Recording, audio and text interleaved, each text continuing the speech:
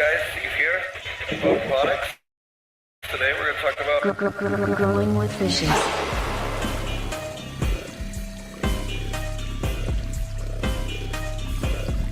Growing with fishes.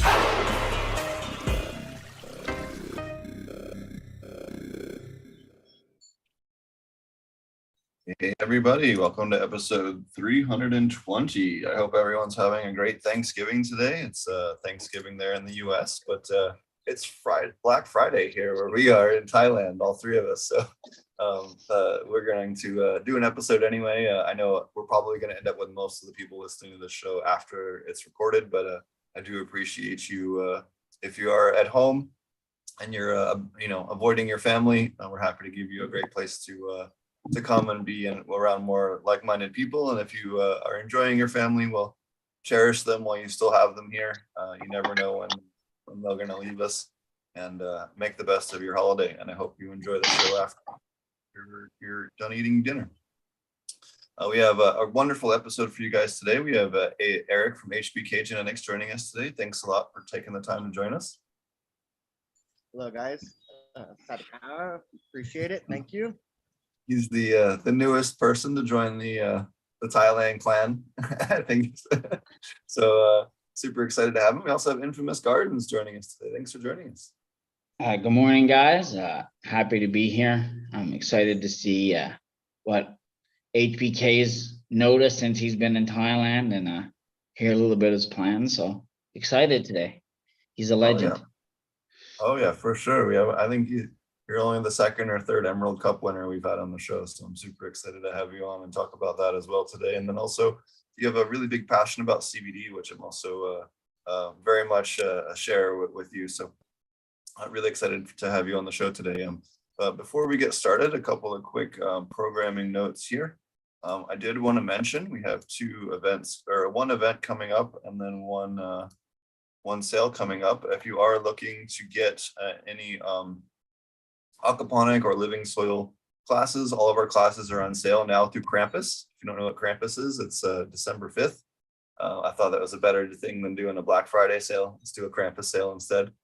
So our APMJclass.com, the PestClass.com, and NutrientClass.com are all on sale right now. We get big discounts, biggest discounts of the year for our fall sale. So definitely check that out.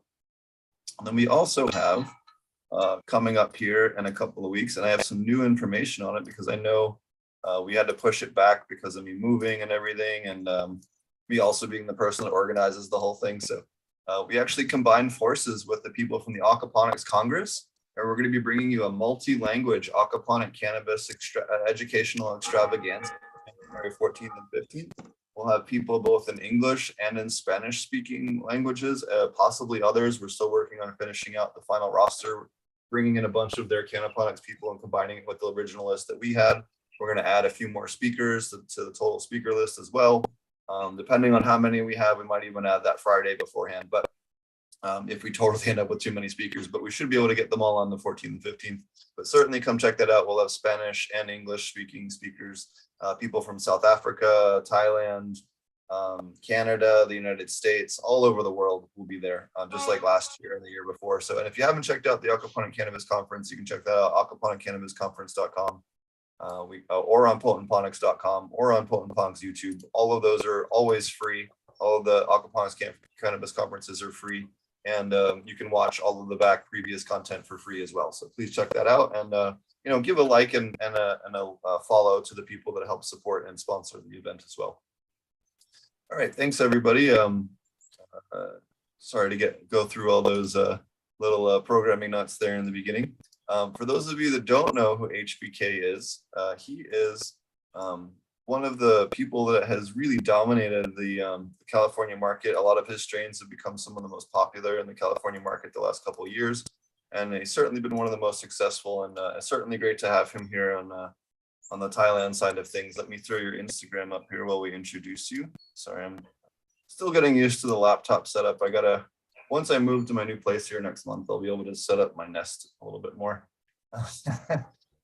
But yeah, so here's his Instagram. Be sure to check him out. Thanks a lot for joining us today. Do you want to introduce yourself, and then we can get into some of the awesome content that you've been putting out and all the great work that you've been doing? Yeah, my name's Eric. I'm the owner and operator of HBK Genetics and HBK Topicals. Been doing this pretty much like 30 years now. My dad was a hobby grower, and when I was in high school, I picked up growing and kind of dedicated my life to cannabis early on. Helped collect signatures for Prop 215 to help move things forward, and I took a little bit of a break with my daughter, but then when I came back in mid 2000, I picked it up pretty heavy, and I got into CBD early on, and I've been a breeder my whole life. I've been making seeds for close to over 30 years now, and yeah, I've picked up quite a few awards over the years, with various competitions with either my CBD creams or other growers winning competitions with my genetics. I was the creator of a strain in California called the Chile Verde with the key lime pie lavender, which was a Emerald Cup trophy winner from a gentleman in Yolo County. Um, and it's been fairly well received. There's a little bit of controversy behind the actual cut of chili, but yeah, people like it, and it's been around. And as far as CBD, I got into CBD very early on. I was introduced to the CBD aspect in 2008-9 by a gentleman named Ringo Lawrence and a close neighbor of mine, a guy named Nick Allen. So we kind of started picking it up, and I had already been making topicals for my daughter since the mid 90s. She has a rare skin condition called epidermolysis bullosa, or the butterfly syndrome disease. It's like being burned every day kind of thing without being burned. And so I've been trying to treat people and help them out. And I've had a lot of success with my skin topicals. I do a skincare cream that's designed on skin regenerative restoration. And I also do a balm that's for arthritis and ligaments and muscles. And I've kind of focused a lot of my work solely on topicals. And then I'm also a big breeder. I'm fairly well respected, but I'm not very well known. Kind of one of the insider guys in California. But yeah, I've got quite a bit of really good genetics and work behind me. And a few years ago, I met a lady from Thailand, and I had decided about 3 or 4 years ago I was going to move here, regardless of what's going on in the scene here. I'm here to live my life and be a part of this culture now. And so with change and what's going on with the ganja scene, it's been working out pretty great. Yeah, I will say a quick note on that. The culture here is amazing. It is so much more positive and less negative across the board than the United States, that it's like really, really just refreshing. Yeah. In California, I'm not real comfortable, or anywhere in the United States, I'm not comfortable. I always kind of have to feel on guard, and I'm always worried. And I don't just the general mentality of people in California is pretty aggressive. And yeah, being here has been amazing. Everybody's so cool, and everybody's really helpful. And if I don't understand something, they'll work with me to help me figure it out. And my fiance's family's been wonderful. My son-in-law is great. He's been helping me out so much. And so yeah, I'm really happy to be here. Took me 2 weeks to get adjusted. I was super in culture shock at first. I just was like, wow, it was hard to take it all in. It's such a big place because I'm in Bangkok, and it's been really interesting, and I really enjoy it. And the food, now I'm getting used to the food. We went and had a great dinner last night, and so yeah, I'm stoked to be here. I really like it. Food here is amazing. That's for damn sure. So many good food, like different types of food, different flavors, all kinds of stuff. Yeah, yeah. This morning we went over to the temple to give offerings to the Buddhists. And then afterwards, we stopped by a roadside cafe that was set up on a rice patties. And we're talking to the owner, and he was like, yeah, this is all organic here. And he's got kind of like a little campground set up, and They had a really cool little restaurant, and just all the little nooks and crannies of the area is just so interesting. And the wildlife is what I'm really getting into too. Seeing the snakes and the lizards and the birds, and it's really cool. Because my fiance lives kind of a little bit more rural, northern Bangkok, so we're kind of situated in a marshland area, so I get to see a lot of wildlife. And that's really interesting. So how did you get started with cannabis and breeding back in the day? Like, what made you decide to start crafting your own cultivars? How did your story get started? Okay, so as a small child, my dad had a little grow down below our house, kind of hidden in the brush. I grew up right on the East County border of Mexico and San Diego, and small town of Campo, I know Petroleum, where Tecate. I know where Campo is. I used to hang out with a bunch of Campo kids. I actually lived in Boulevard, which is like 3 towns over. Uh, Yeah. So I lived in Boulevard for a while, so I know all about that part of the country. Yep, that's where I grew up. Um, that's my neighborhood. And so growing up there, my dad was a hobby grower, but my dad's best friend that lived on the property, he was legit grower. He was like doing some crazy guerrilla stuff back then. And in high school, I met some kids and started getting into it. And so when I first started growing, getting seeds was impossible. You had access to Mexican bag seed from the brickweed. That's what you got. And so I started growing, and I wasn't really into that type of land, like Mexican sativas, just wasn't my thing. And I was starting to see the indicas that were showing up in town. We were getting like Beasters, we were getting NorCal bomb weed coming down. And so a friend of ours started doing some breeding early on, and I was like, oh, okay, if I want seed, I gotta make it myself. And so I started just kind of collecting bag seed from all the best weed that we could find in the area. And I started making seed early on, like 91, well, 90, 89, 90 into 91 was the first years I started making seed. And some of the local people I kind of told, and they were like, wow, we'll buy seed from you right now. And because I was showing them the weed that I grew, and it just kind of picked up right away. And I learned early on back then, before legalization started catching on, and small aspect, that it was safer and easier for me to grow seed than it was to try to grow 50 pounds. Like I could grow 10 plants and make the same money. And so I started devoting myself to making seed early, and it just caught on. And so every time I grow, that's what I want to do, is make seed, and I want to develop things. And so, yeah, when I started getting back into the commercial scene in 2010, started branding myself, and I wanted to be a breeder.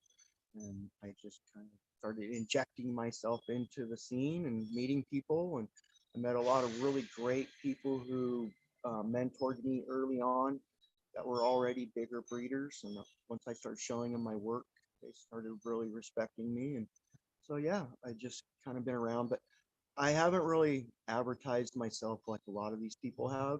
So I'm not as well known, but the wins with several cups over the years have kind of propelled me a little bit. So yeah, I'm what do they call, I forget what the name of it is, but like I'm just kind of underground, and so people Like that a stealth, know, and people that don't. stealth OG, stealth OG. Yeah, yeah, I noticed exactly. that with a lot of the breeders we've had on the show, a lot of the ones that honestly are much more respected don't really have a big online following. You, Mr. Green Jean Garden, a couple other people that have been around for a long time, since the 70s and 80s, or since the early 90s, and really been breeding for a very, very long time. You were talking about how you've been making stuff for your daughter for an extremely long time compared to most other people. A lot of them just still stick to that old school attitude of just keep your head down and put out good work, and don't make too much of it. And it's always nice to Yeah. hear. What are some of the different traits that you've been looking for or chasing, and when it comes to your breeding projects? Some of my favorite questions is to ask breeders, in particular highly skilled breeders, is what do you look for in terms of male traits versus female traits in your breeding projects? Okay, so I'm usually chasing just really loud flavors, loud smells, and for the longest time, color. I was one of the guys early on shooting for purples. It was kind of a bigger thing for us back in the 90s. If you got purple weed, it was really kind of that, oh wow, this is what I'm looking for. And really loud bag appeal. Something when you open the jar, it's just the whole room knows it. And when it also transfers over to the flavor, that's kind of what I've always been shooting for. Um, as far as aspects of males, usually just structure, really good smell and aroma. A male will usually give off really good smells if it's going to produce something down the road. Stability, and as far as how much can the plant take and how well does it produce itself as far as pollen content. Also, does it have any color in it? And then also, oh, yeah, that's kind of pretty much it. I'll use different males from time to time just to see what I'm getting out of it, and then I'll go in that certain direction. Anything in particular when you're doing bigger male selections that makes you determine one male over another? Like what, is there any specific traits that you're queuing in on, or is it just about smell or? A lot of times it's size, structure, and timing. So how soon or how late is it pollinating? And depending on which trait of the moms I'm looking for, am I looking for smaller, more stout plants? Am I looking for something that's flowering earlier? Because a lot of people want, like indoor growers, they kind of want that earlier, bigger production. So how big is that male in comparison to size? Um, so that's a lot of the times what I'm looking for in the males is timing. How fast does it pollinate? So am I looking for something that pollinates later because I'm doing a sativa line, or am I doing something that's more indica based? Is it showing any color? How much aroma am I getting off of it? And how much pollen is it producing? So I kind of can judge how big it's going to produce plants later on down the road. Is there a difference between pollen production and flower production when it comes to the males? Are you judging the pollen production on the actual flower structure versus the other males, or are you looking at the total flower count? Or yeah, you can kind of look at a male, and if it's got like really big, robust male flowering sections to it where they're really robust and there's a ton of pollen being produced off of it, you can kind of later judge the size of what kind of flower you're going to get later on down the road. You can take a really skimpy little male that barely produces anything, and you'll see that later on in the flower production when you start pheno hunting, because your flowers are not going to be as big of plants. At least in my experience.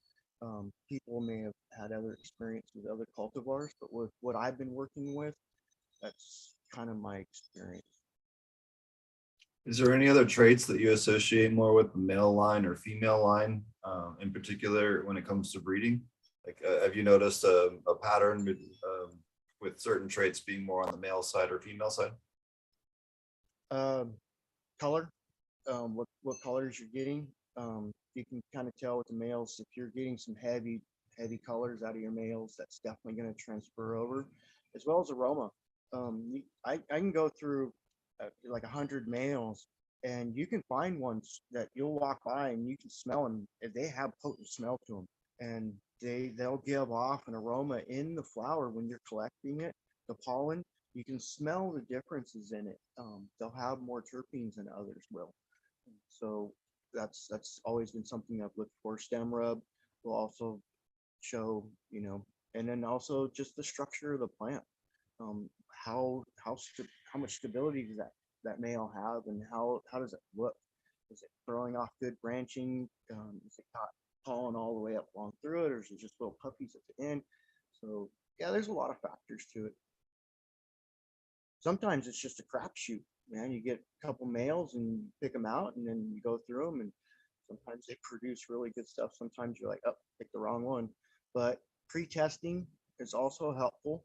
So you can take and have your male plants, send them in for THC testing.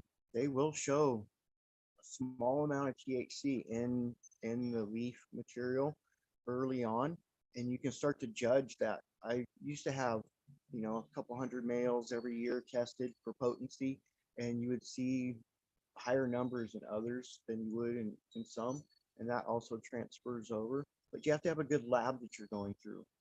Some of these analytical labs are like, you'll see people that are like, I got a 46% THC flower. It's like, no, you have inflated numbers from a shitty lab is what you have. We showed a flyer from Oklahoma the other day that had like 46%, 39%, 44%, and it was like, come on, dude, come on.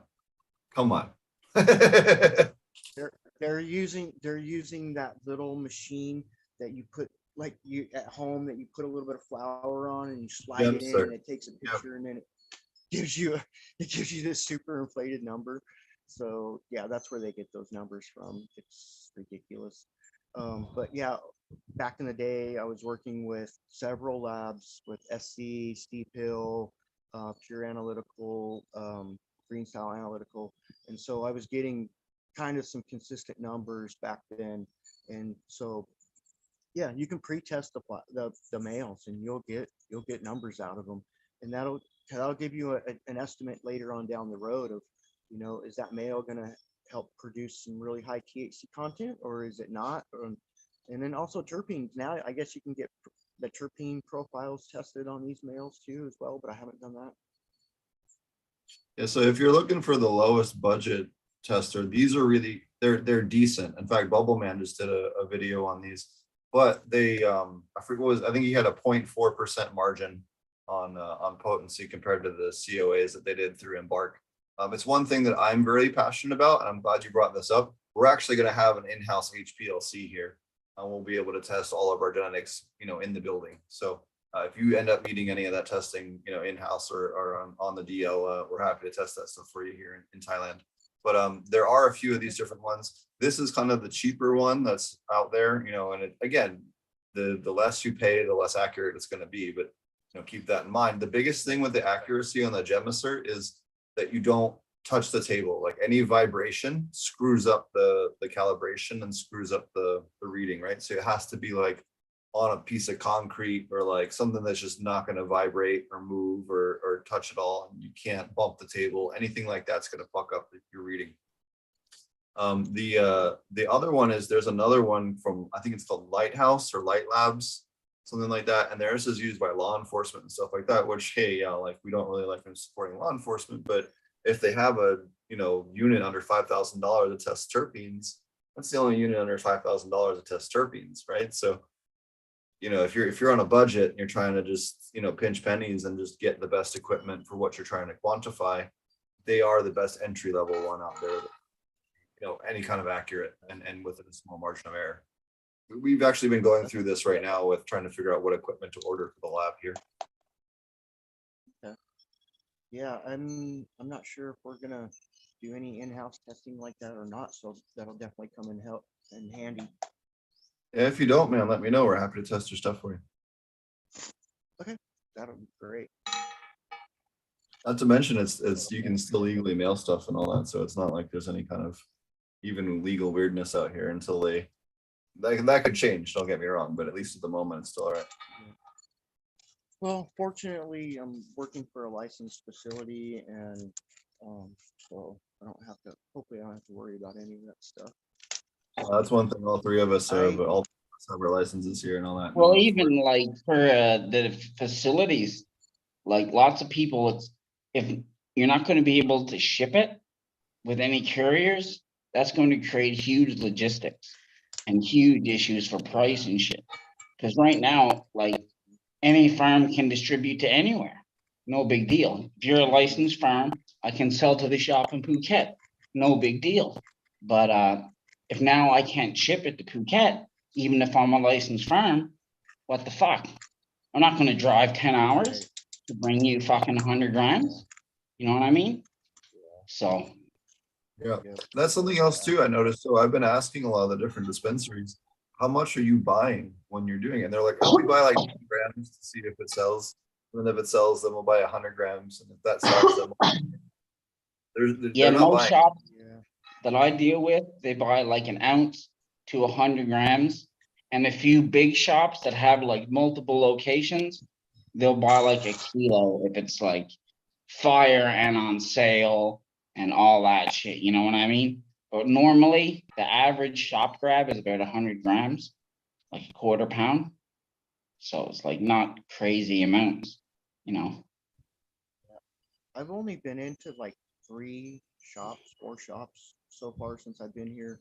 We went to one down in Huyen and it was pretty cool. But it was all import. And then we went here to the Sukhumvit area by like Sukhumvit 7. And it was like Mary Jane and 2 other shops, and it was all import. I've seen a little bit of local weed. Matter of fact, I'm smoking some from a hobby grower here locally that gave me some really good weed a couple days ago. So that was really nice. So I know there's people growing some good weed here. I just haven't gotten out. If you go to Kitty Chopaka's shop in Bangkok, Highland, and I believe Sukhumweed carry Thai growers exclusively. So, So we and tried to go to Sukhumweed, but every Mhm. time I've been there, they've been closed because they don't open until like noon or 1 or 2 or something like that. They open pretty oh, late. shit. So, and we've been trying to stay out of the downtown area right now, if I can find a place.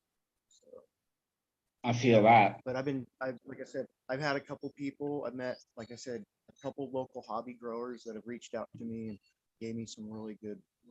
Like right now, I'm smoking some 100 Eyes. He calls it 100 Eyes. He made it himself and little local. It's got like a little 4x8 tent and it's bomb. So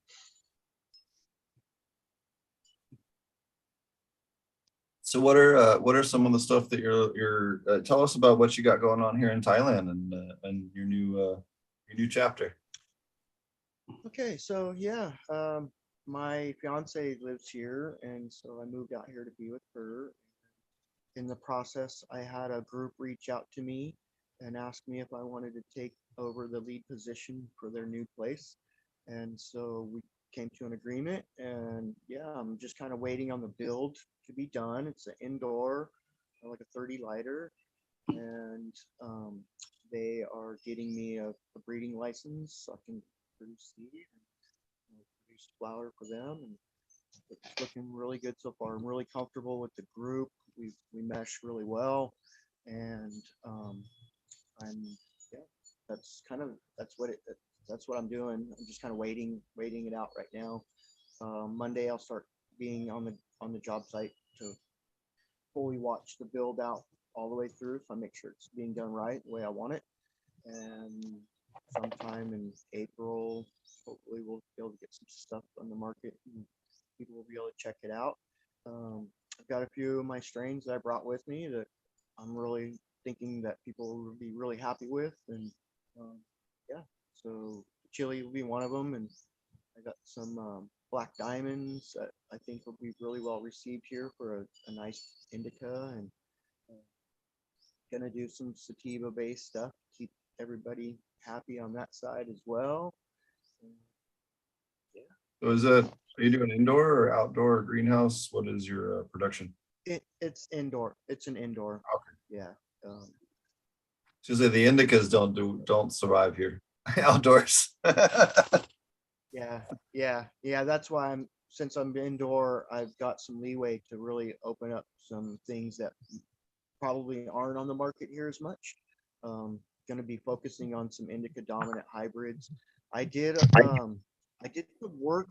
I did some work right before I got here that I'm really excited to get into. So I had some Skittles that my buddy crossed into the Chili Verde, and we were calling it Chili Z. and it's super dank. And then I did some feminized work off of that with some really popular stuff that's just starting to get around in California right now. So like the mule fuel and some chemistry one, and I did some work with some blueberry hash plant, blue dream, and I've got just all these different unique flavors that I really want to get into that are just fire. And so I'm really excited to start getting things going. Like really like waiting patiently like a little kid for Christmas. I feel you. When I got here, they had the timer broke on their mom room, so we ended up just flowering it out and didn't realize it because no one gets up in the middle of the night to check on the lights, right? So lesson learned on that one. So they were 2 weeks into flower before we realized it. But when I got here, Yeah. this is before I even arrived. So once I got here, I was like, hey, these are in flower. What do you what's going on? So we had to just flower that out and turning into a flower thing. But it was cool because it got me, you know, I was able to see kind of the different Thai strains and how they develop compared to Western strains and timelines and pollination and all that stuff. So it was very, very educational, but we had to very quickly cut some clones to preserve those cuts. So, but hey, you know, this is part of I brought you're dealing with a grow crew that isn't as experienced in the industry. You've got to kind of, you know, roll with the punches like that. I brought some work from Colombia. I've got I was gifted some Colombian gold and some Colombian black quite a few years ago, and I've got that here, and I'm really looking forward to seeing how that does in Thailand. I'm sure people have already been growing it here, but that's one of the things I'm excited about, doing some outdoor grow when I can get some little bit of ground to work with. Nice. And if you ever need to just test run anything, we have a whole separate outdoor plot that I haven't even showed on the YouTube channel yet. That you're always, if you just need to see, hey, does this survive the climate here? You're more than welcome to throw anything out there that you want to. Thank you. So Now I'm assuming it's similar to the Colombian type of situation where I've got a lot of growers in Colombia that have run my stuff, and also down in Trinidad, and I've always had really good feedback from them as far as my work doing well down there. So I'm assuming it's going to do well here. But then again, who knows? Yeah, it's totally different. I'm like, it could be. So we'll see how it goes. oh yeah, for sure. Sorry, I had to reply to one of my workers out here. I kind of running the ship here solo, so I apologize for the minor distractions here and there. What are you working on My as far distraction- as what was your last project that you're working on breeding wise, and then what are you hoping to focus on once you're able to kind of get back on the saddle when it comes to crafting? The last breeding project was the fem run that I just got done doing about a month before I came here. I did some Chili Z fems, which is Skittles to Chili Verde. A buddy of mine, Wyatt Terp 710, he actually made that cross, and then I took it and we did some pheno selections out of it, and then I made a fem run from that. And then I also did some crosses with it with a bunch of the really popular stuff in California at the moment. Prior to that, I was kind of hunting some Chili Verde F7s out and getting into like some really heavy pineapple terps and grape terps out of that. And then now that I'm here, yeah, it's kind of open palette for me to try to figure out what I want to get into. Like I said, I brought quite a bit of my own stock to dig through, and then I've met a few people here that have kind of given me some stuff to maybe possibly dig through. So Nice. Yeah, definitely talk to Canatai Seeds and Infamous Gardens there. They can definitely steer you in the right direction when it comes to that. What I have noticed with the stuff that seems to be bug resistant out here is those grape terpenes that smell like grape drink. It's not like a grape, it's a grape drink, like that artificial grape kind of smell. That terpene profile seems to not get any bugs here. And then the super lemonine stuff seems to kind of ignore, the bugs aren't on those plants. on the outdoor stuff, and maybe Infamous has some other insight into that. But those are the two profiles that I personally witnessed in other people's farms here in Thailand that seem to be pretty resistant. Cool. The chili will be really good then, because it's got some heavy grape, either soda, or you can get into like grape Swisher or like grape vanilla. It's got a wide range. The one I was kind of chasing was heavy pineapple grape. Like it's when it's in flower, it's just so overpowering pineapple. And then through the cure, you would get a grape overtone through it. That was the 36 line that I was working on. A couple years ago, I was working up at Mendelbrot's place, Emerald Mountain Legacy, with his brother, and I was hunting down this chili 1936. It was the number 19 and the number 36 out of a 100 plant pheno hunt that I was doing with the F5s.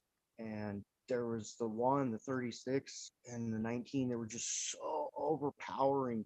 Like when you open a jar, the whole room knows it immediately. And you stick the jar in somebody's nose and they're just like, oh my God. But I wasn't finding the exact ones that I really wanted. So I kind of had to drop that project. And then, yeah, the Chili Z's my buddy made are fire. It's like burnt rubber Skittles, but just got more kick to it, and the citrus is still right there. But the chili brought in some really great structure to that Z cut.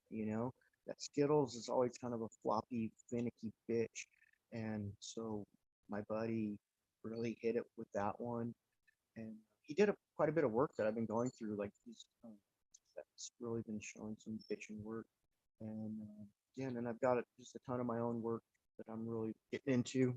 So Awesome. Yeah. So what is do you have anything that maybe you haven't had a chance to pop yet, or any different genetics that you're like, man, I'm still searching for these couple of things in my inventory, or what are kind of like your more longer term goals or more longer term projects or stuff that you've been kind of like wanting to put together, if you're willing to talk about it, but haven't had a chance to kind of source all the right pieces? Honestly, I've got so much work that I've accumulated over the years that I couldn't really get into, that I'm really excited now that I've got a facility that I can start getting into this stuff and really finding the really good, like just the top quality stuff. Because for years I've had to bounce around, and I'll pop a bunch of stuff and then I have to move, or we have issues with the grow, and then I can't really get into it. So yeah, I've got a lot of stuff, and I've got stuff that people have given me over the years. Because Joey from the Humboldt Local and we did those seed swap sessions for so many years. I've got tons and tons of work from Northern California, from all the best growers and all the best breeders, that I just haven't had a chance to really dive into.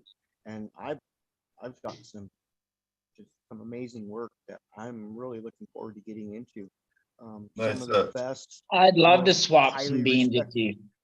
Throwing that out there. Yeah. Hearing about this Chile Verde Yeah. the last little while and talking with you, if you want some shit that, I've been made that has some epigenetics of being grown outdoor organic in Thailand, that you want to start getting into your line, then we can talk about it after, and we can do a little seed swap, because I got some stuff that's pretty fun. I'm looking at trying to maybe form up a seed sesh, seed swap gathering like we do So- in NorCal here in the area, but I haven't figured out where to do it and like what the logistics Early and March. legality. So sometime in March, we're basically gonna have like a little tasting session for all the different like 70 or 80 different cultivars that we have right now. And I thought maybe we could do like a sesh and seed swap and do like a private invite kind of thing in Thailand. So we can happily combine forces on that, unless you want to do it before then. Yeah, that I'm happy to host no, something like March. that in a huge warehouse. The whole front half of the warehouse we can have as a tasting session area. So I think The end what's of March, really early April.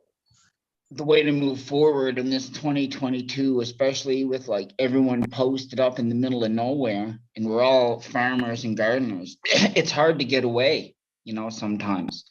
So I think what we could do is probably get like a group together on make like a Facebook or a line or in some sort of group, and then just set it up so people can swap beans on there. You know what I mean? Put it out. So make a post and you know, Not I only know it that, doesn't have yeah. it's filling a huge need because there's no cultivars in the cannabis industry, not the commercial side, that's bred for this climate, period. That's why you see Oklahoma have so many problems. Texas have so many problems, like anywhere in the South. I've been growing in Georgia and in Oklahoma legally. There's completely different insects, the humidity, the mold, all the different environment is totally different. And there aren't people focused on what's a high yielder for this climate that can produce and be like the blue dream or the cookies that's just going to produce no matter what and pay the bills. What is that cut? And there isn't an answer right now for that. And that's one of the things that was so super cool about what Cannatai has been doing with the freak show crosses, is taking really good cuts, finding the phenos that are nicer out of them and preserving those, because that reduced leaf surface area does seem to make a big difference in the vigor of the plants. I noticed that the one plant that we have here, now that she's caught up, a little bit slow beginning with any of the freak shows, they're going to be, slower to start. But once they get going, they really start to roll downhill much faster than some of their sisters do that aren't showing that leaf expression. That's really been really interesting to see as they mature in this I climate. did a bunch of his crosses outdoor, pretty much bare sun, and in the rainy season at that. So you can think about it's getting rained on. It ended up going horribly wrong, but his strains did very, very well. It wasn't through any issue with his. We put it under a greenhouse. The greenhouse fell down. Everything got stuffed in the mud. It wasn't through any cultivars issues why it went wrong. But those freak show crosses really, really shined in the garden. And just especially with bug wise, it didn't really have many of the bug issues because the terps just explode on it. And just the very narrow, the leaf morphology for the heat and stuff here does really well. And even the structuring of it, how the plant structures up for the mold in these things, it's not super, super, super tight. So it works really well being like mold resistant, not immune, being the word. That it's nice to see that plant acclimated to this condition, because of the home base where that plant was made and was bred at was at about, I think they're up at like 3,000 to 4,000 feet elevation up in the Yosemite area. The original creator of that, and the temperatures there in that area, they range in the hundreds in the summer, and they get cold and wet during the winter with the fog. And so it's nice to see that California Central Coast or Central Inland California strain does well here, because a lot of my genetics are all been bred and produced only within 45 minutes of that area. I was down in the valley, they're just right up the hill from me. And so I think that's why a lot of my genetics do well here, or do well in tropical conditions. Excuse me. Another secret to Cannatai too, and I think his genetics, why they all perform really well in Thailand, is the fact that he has been breeding here so long in pretty much open sun, outdoor, pretty minimal setup for environmental control. And so every time he's crossing or making something new, you got those epigenetics, generations of epigenetics stored up in the plant and how it's adapted to survive here. And you can, there's nowhere else you can actually put those epigenetics except for Thailand. And I think that's why the people who's bred here previously, we have the genetics here. It's good to utilize those in crosses because it has that history of being grown here and the epigenetics. I'm big on it. I truly believe the epigenetics play a huge role in how it grows and how it turns out. So. Yeah, good pheno selections over a couple, a year or 2 or 3 once you get into like 4 years of selections in an area, that's when you can really start to open it up and you can start to find the things that really do well, and you can eliminate all the bullshit out of the way. And so, yeah, that's the key, you know. Well, I know him Basic and information. Kanatai are both on like what, year 12 or 13, so they're quite seasoned. Yeah, some of our That's seeds have nice. been done here. Allegedly, you know, I used to breed seeds to give them away to try to just get hands holding like something that would grow decent, you know what I mean? And when people were scared to invest money in the seeds, when it was more in the backyard hidden, we did lots of breeding allegedly to help people. And Yeah. yeah, it's cool to So see now. Are you Actually. guys speaking of are you helping guys people, do you want going to to go ahead? I was gonna say, are you guys going to Jack Herrera thing? I am I haven't been invited to that, but if you happen to have info for it, I so here's the deal. I was gonna come down for the hemp conference, but with everyone else on the farm being away for basically taking a holiday, someone has to stay behind and run the farm. But I could run down there for like 24 to 48 hours and come do a quick, tornado through Bangkok. But what I realized was that almost every person that I was trying to meet in Bangkok is going to be at Tai on the 10th and 11th. So I was like, well, I could just kind of, stay put here and make sure the farm is on auto, running smoothly, because at the end of the day, that's all that matters more than anything else. I gotta make sure the farm is running before, I travel. But then after that, traveling up to Tai, but I might shoot down to Bangkok for a day or two. And if I do, I'll make sure to let you know. And then also there's a couple other people I did want to give a quick shout out. Hopefully I can get him on the show next week. There's another gentleman who's been helping us a lot in Bangkok. His name is Mary's Medicinals on Instagram. He's another really good dude in Thailand and in Bangkok that's really kind of crushing it in the business side of things, and really knows what he's doing. So Nice. cool nice. to have him on. But yeah, so tell us more about your CBD work. You work a lot with CBD and topicals and some of the other types of things that are in the non-THC market. I would love to hear more about that. It's something that I'm very passionate about as well. We talked about it before the show. Yeah. Sorry, it's getting kind of busy on the street and I'm getting eaten by bugs. CBD topicals. Yeah. So years ago when my daughter was born, she was born with a rare skin condition. And we started going to the doctor and they were giving her steroid creams and giving her shots. And I would take my daughter to school and they would like tell me I had to take her home because she looked horrible. And so growing up, I lived in a very small community, and one of the members of the community were an older hippie couple, and they were kind of like the weed dealer of the area. And I was up there to buy some weed one day, and the lady was like, I could help you with that, with your daughter's skin problems. And I was like, oh, okay. And let me know. And so she made up some sap and she threw some cannabis in it and she sent me home with it. She's like, put this on your daughter every day. And I was like, okay. So I went home and I put some on her and we started to see some improvement like almost immediately.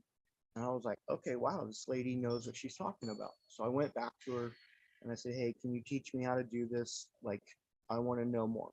And this was a really basic, this was in like 95. My daughter was a year old. And so she taught me how to make this basic salve. And it was like everybody starts out, it was beeswax, coconut oil, eucalyptus, tea tree, melaleuca, and a bunch of weed. And she would make this green ass salve and it worked, but it wasn't like the results that I've had over the years of actually perfecting a topical. So as time went on, I started experimenting with making a good cream because the salve wasn't working for my daughter. The skin condition that my daughter had, it it's so she's missing a tissue layer. So she gets these blisters, and these blisters get really big, and it looks like she's being burned. and you have to lance the blister to stop it from continuing to grow. Because otherwise, like one little blister on her finger would make her whole hand up to her elbow get like these giant, like it would just keep seeping under the skin. So we have to lance it, and then she would get infected. So the original salves that we were making were too abrasive and too oily. So I started working on something that would absorb, wouldn't be abrasive, and wouldn't be oily or leave a residue on her skin. And so I came up with this kind of a cocoa cream, and then I was using hash instead of um, straight weed. And it was less abrasive that way, but the hash still, you had to really make sure you would break it down properly so it wouldn't be abrasive. But then later on, I started getting into people were making isolates and distillates, and I started getting into that avenue where I could really make it more potent and get it into the topicals a lot better. And yeah, I just kind of created a business from it early on, and one of the first few people to really start working with CBD, and especially California, it was really kind of early. A lot of people didn't know what it was, and we had to kind of get out there and sell it and promote it. And I kind of started winning competitions and won the Emerald Cup. I took a second and a third one year, like the first CBD topicals year. They offered an award, and HempCon and a few others. And so I got successful, but then the CBD craze hit, and all of a sudden there went from like 20 of us making this stuff to like 2,000, 3,000 people, big companies, and they started destroying the CBD market and using shitty CBD, not not the good stuff that we were using, that we were producing ourselves in house. And so the flood of Chinese and foreign shitty CBD hit, and the market got scared off. They started thinking that all CBD was garbage. Don't use it. It's all it is, gas station trickery. And so I backed off. I didn't have the money to keep like putting it out there, and so I just told people, hey, I got this product. If you know me, cool. If you don't, then if you find out about me, hit me up. And so I don't produce it as much as I used to, but I still have a very large following. Um, my buddy Matt Riot did a podcast with me a couple months back and really directed a lot more work my way. And so it's very popular still. The people that use my product are, it's very successful for them. I've had a lot of work with eczema and psoriasis, uh, shingles, burns. I've worked with a lot of burn victims. My buddy Seated 808, he was a burn victim, and he works with burn groups, and he gets it out there to them. And yeah, so we've had a lot of um, positive feedback, and a lot of people have helped themselves. A lot of children that I've helped with skin conditions, a lot of eczema for kids that have helped out where they're not, scratchy and burning all the time. So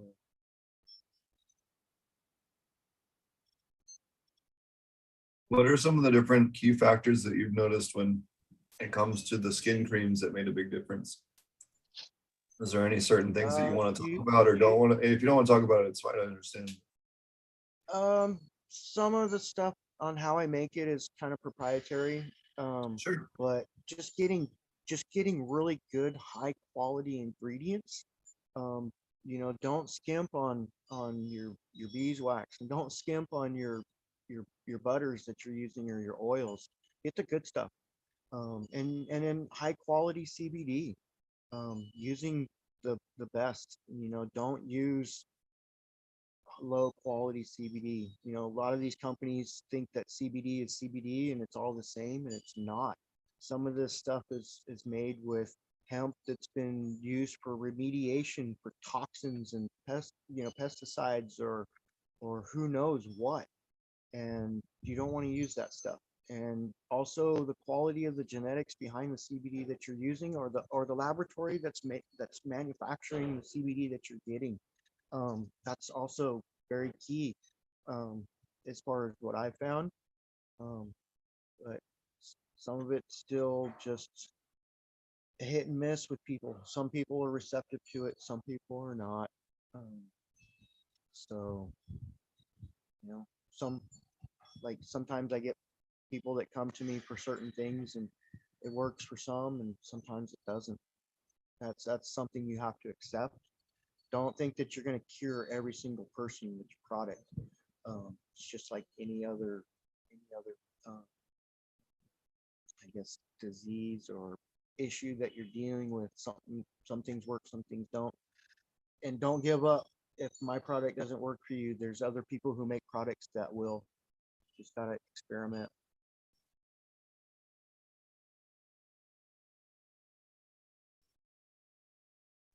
Well, like I was saying a little bit earlier, I think Thailand's really ready for topicals. That's one thing I don't have a lot of experience in.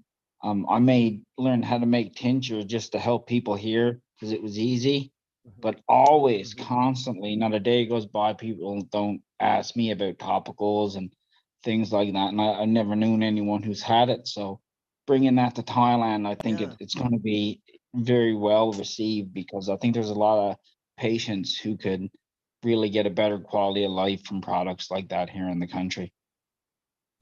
Yeah, back in the States, I had all my equipment and I had all my ingredients and I was readily making it and shipping it out.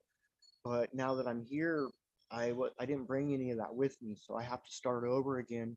So I've just been out the last couple of weeks, just looking to see what ingredients are available, what's on the market, like as far as like what's popular when you go to a store that sells topicals or rubs or balms, because almost everybody in this country uses some sort of balm or cream.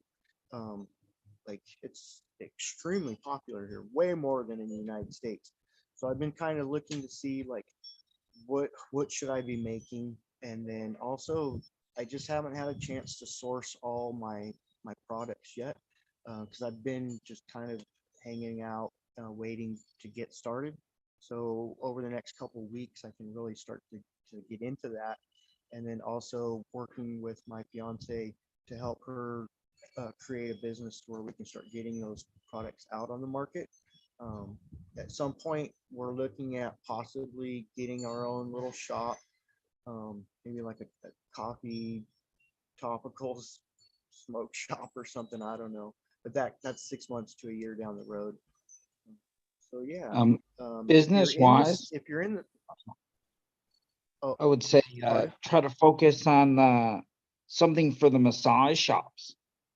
Just consider how popular the massage is here, and if you can introduce some sort of topical for massage that you can distribute to these places to utilize in their practices, you'll have, a few customers on every street here, and I think that would do very well as Yeah. well. So back in the States, I make what's called a cinnamon, we call it cinnamon firebomb, and it's based off of traditional Chinese tiger balm. But we make it from scratch. We've adjusted the formula a little bit to gear more towards the American taste, where it's not quite as, not, it doesn't, Americans have a hard time with true traditional tiger balm. So we made our own version, which isn't quite as heavy duty, but still works amazing. But here in Thailand, they have their own type of green balm that everybody loves a little bit more than that traditional red.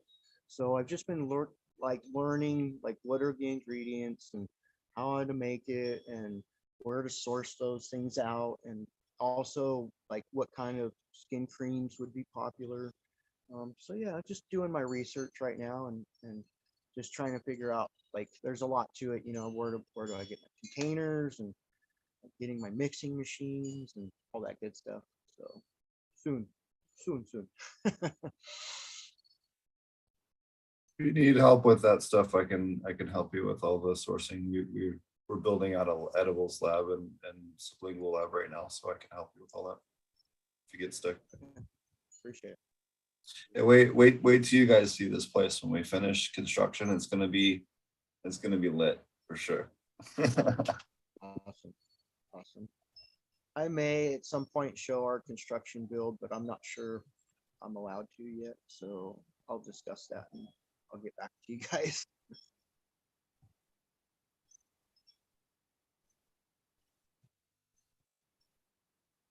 Mosquitoes. So what are there, is there any other tips or tricks that you have or anything that you want to share for people that are working with CBD or trying to get into the CBD space, or maybe they have a patient like your daughter and they're like wondering, hey, what should I try CBD treatment with my kids? Like, what advice do you have for people that are kind of on the fence when it comes to, getting involved in that kind of stuff, be it for their patients or as a business?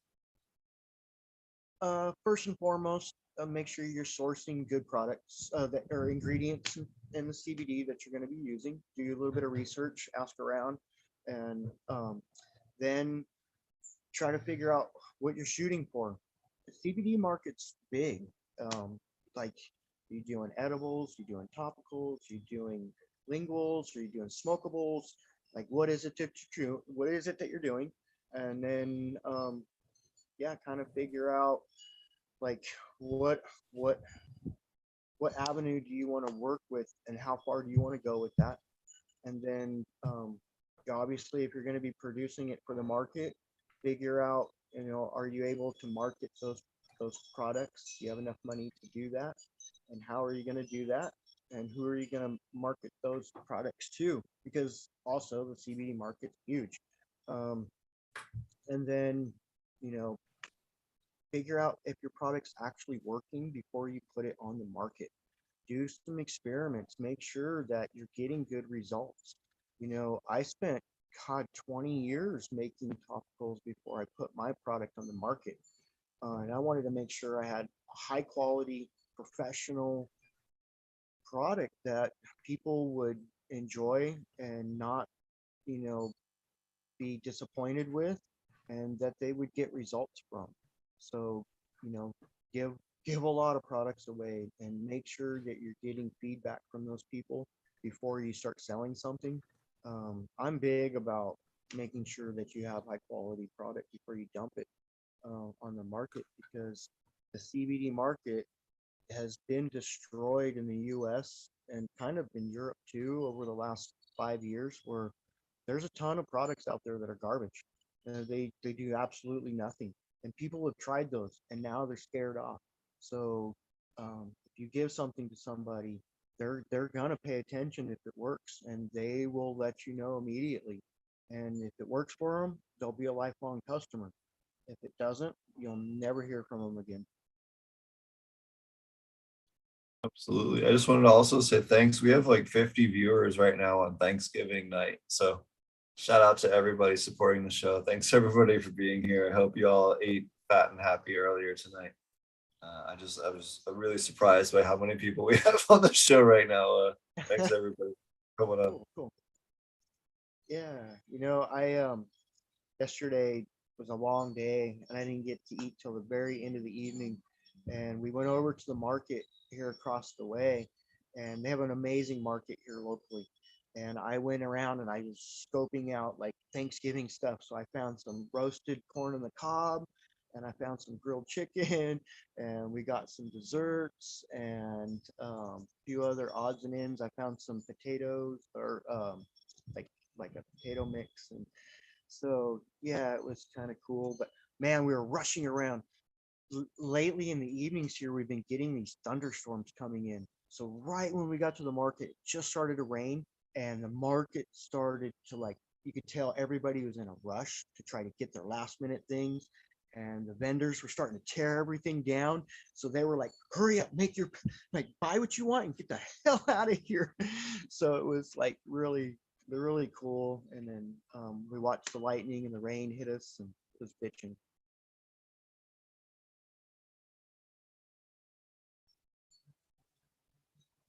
I haven't been enjoying the rain so much.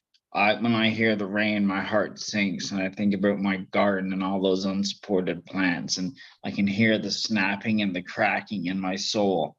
So if it doesn't rain until the end of January, I'm more than happy.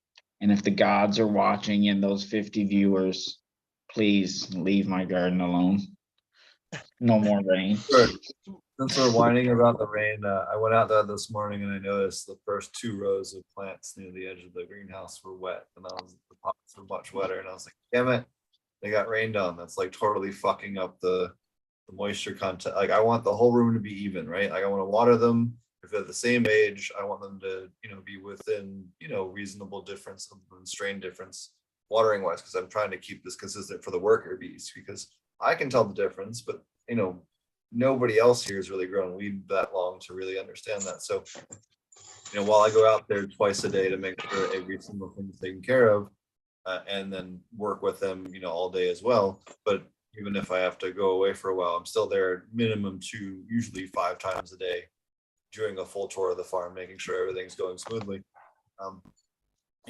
Having those plants being overly watered, it means that when the irrigation comes on, those plants are staying extra wet, and I'm going to have root problems with those if I don't address that. So we're going to have to go ahead and pull the watering units out of those until they dry out a little bit, and then plug them back in, because we have a drip system now for the main watering. Although we're not running any of our KNF inputs. So if we water with liquid IMO or any KNF inputs or compost teas, because it can clog the lines, and I don't want the microbials inside the lines as much. We're just watering that by hand, which still kind of sucks, but by hand, what they mean is 2 workers have a giant reservoir that's pre-mixed and aerated, and they have a hose, and one guy holds it above the other line of plants, and the other guy waters the actual pot. So it's not like it's You difficult. can get this sub-irrigated pump that you like just drop, and you can hook the hose to it, and you just put it in the tank, and then just have your workers walk and pour it out. Oh yeah, so all the new greenhouses on the new construction is all going to be sub-irrigated. We're going to do flood and drain tables and flood and drain beds, and just flood a whole row of whatever long, and it makes it so much easier because we have the pond right there. What we'll do is we'll just balance the pond's micronutrients out to be what plants want, and then we can just top feed through the soil for the NPK and deal with it that way. It's not very difficult. Plus we have all the inputs with the banana ferments and the fish ferments here. We have a ton of organic inputs. We're going to wean off of the salts. We just got to make sure production is in line as well. But we're working on that. But we're going to be able to test all that and test the ppm levels of the ferments that we're making. It's something that we started with the Open Nutrient Project, but now that I'm in Thailand and we'll have all the equipment with the lab, I can test this stuff a couple times a week, and we can, hey, recommend me a tropical plant ferment you want me to try.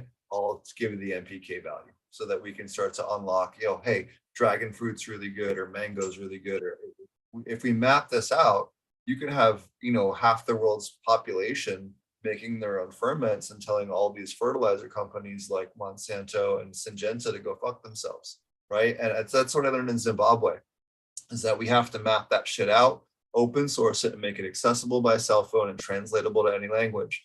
If we can do those things, we can free so many farmers from the slavery that is the fertilizer market. It's something I'm super passionate about, and it's why I built that whole project. But it's something I'm able to finally work on here, which I'm super stoked on.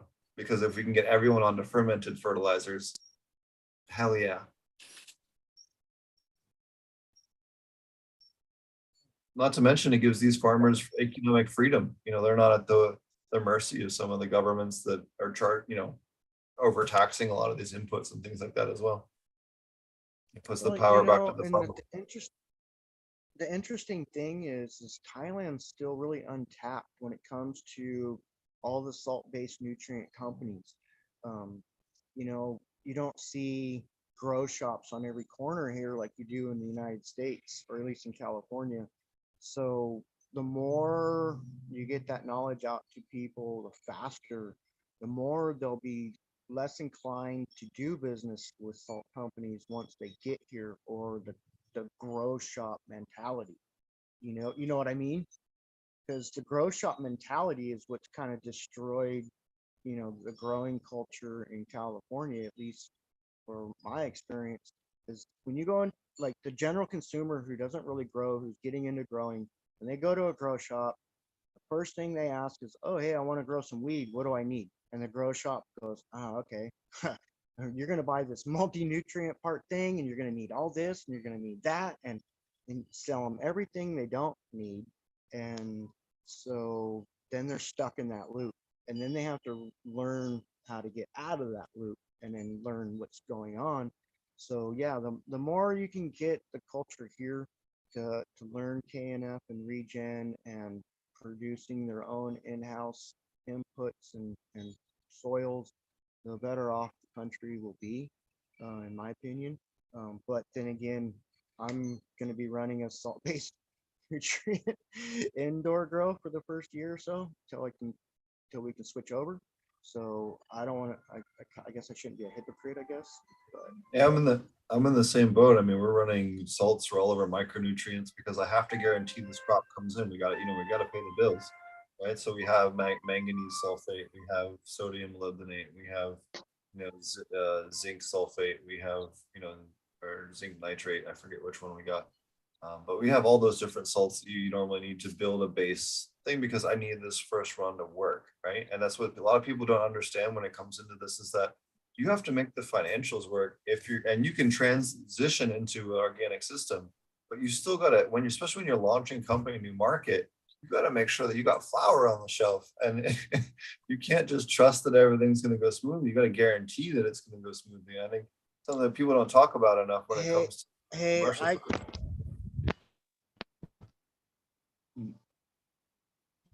I think his phone is ringing. Yeah, he's either gonna take a call or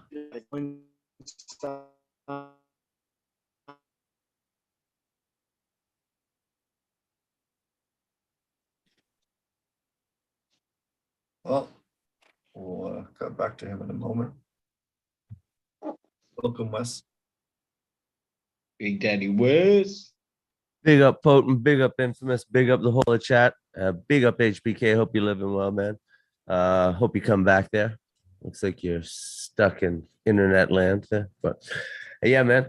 Hope everybody's well. Man, things are going great in my garden. My garden's looking fucking fabulous right now.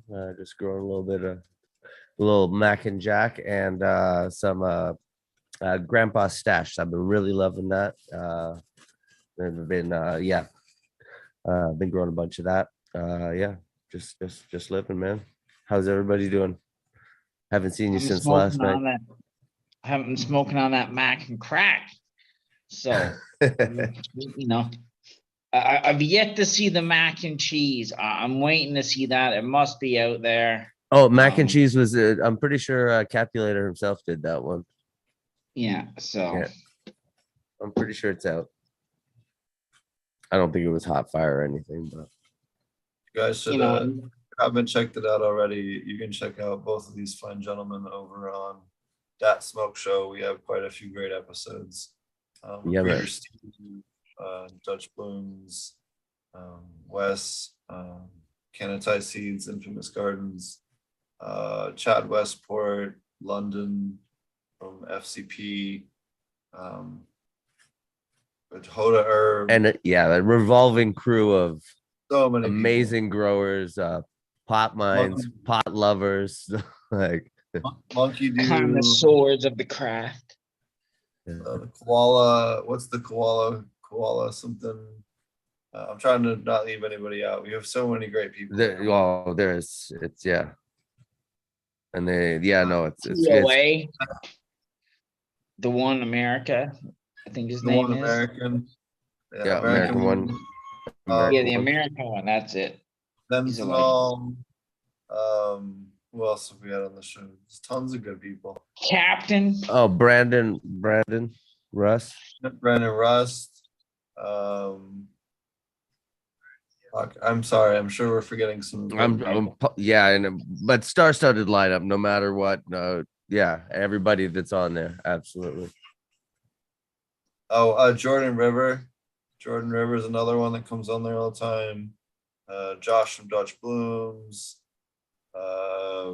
Skipping through, and then also sometimes we'll invite people from the guests in the chats as well, so it's always fun. Dave Recreational Rosin is on. Recreational Rosin, Queen, what's the name? Queen of the Sun Grown. She's been on. She was cool. Trying to think of who else. Lots of people. So you never know who will be on the show. We always have we had the last couple episodes, we've had quite a few people, and we always have really good memes of different speakers and stuff. Bubble Hawk, that's who it was from Australia. Oh yeah, yeah. So, and then Jack Greenstock, he's been hanging out a lot. So, yeah, all kinds of good people. A lot of your favorite people. Matt Powers was on an episode. Breeder Steve was That on was an a fun episode. one.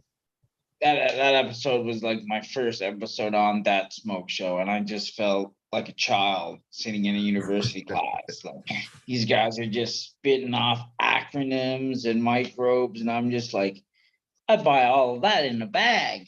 There's big words on it, bacillus something, you know. It's one of those times where it's just better to shut up and look like a fool than open your mouth and leave no doubt kind of deal. Like, Yeah, just let them know 100. what you know about soil. No, I don't. No, thanks, guys. Sorry. Yeah, HBK says he has to take a phone call real quick, but he'll be back joining us in a moment. He just had to do different stuff. And again, I you guys know have that. to remember You know what I that mean? unlike you Americans, it is normal business hours here when we do the show, and I get up extra early on Thursdays and Fridays so that a whole 2 hours earlier so that I can go deal with farm stuff and then take Oh, the 2 yeah. hours before you do the show and then go back to doing work. Just so you guys understand how my work schedule changed. The nice thing is it's not at 4 a.m. like it was when I was in Zimbabwe. So I remember some of those feeds. You're just like half awake, like you're uh, like, maybe I'm gonna pre-record these or something. I don't know. Like, this is ridiculous. shifting like Sunday at noon right after Hash Church finished is what we did for a little while. Because it was the only way that I could like make it work with my schedule, because it was like 5 or 6 a.m. or whatever it was at that. No, it wasn't 5 or 6 a.m., but it was something much more reasonable. I think it was like 8 or 9 o'clock. So, at any rate, what is new with your garden there, Wes? Well, let's see. I moved my flower room's coming along right now. I got some peanut butter cookies and that are flowering right now. It's the first time I ever flowered them. It is such a strong cookie structure. I hate it so fucking much. It's gonna be such a dick when I trim it. Let's see. Doesn't, and I see nothing peanut butter about it yet, but well, I guess we'll see. Well, we'll see. People name things and then they come out nothing like it, and I'm Yeah, you disappointed. got to put the hype name on it. It's probably just some generic cookie, but that pack had to sell, so they threw on peanut butter because it's the hot name right now. You know what I mean? Yep. I hear you. So Oh, bro, you just got the bad pheno, bro. You need to dig harder to get that peanut butter, bro. maybe there is another half a pack of seeds there to check. So we'll see. Could be that. Oh, HBK's back here. But yeah, no, and yeah, so a bunch of stuff flowering and a bunch of stuff coming up in the bedroom. A bunch of clones that I almost left out, got a little bit dry, but just brought them back there. Yeah, no, everything's going good. Yeah, looking to clean it up and do a little renovating on a couple things I want to change around in my room, but nothing major. Welcome back, HBK.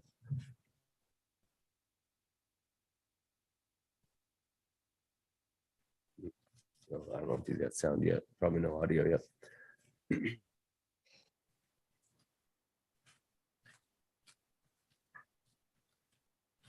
All right. So welcome back.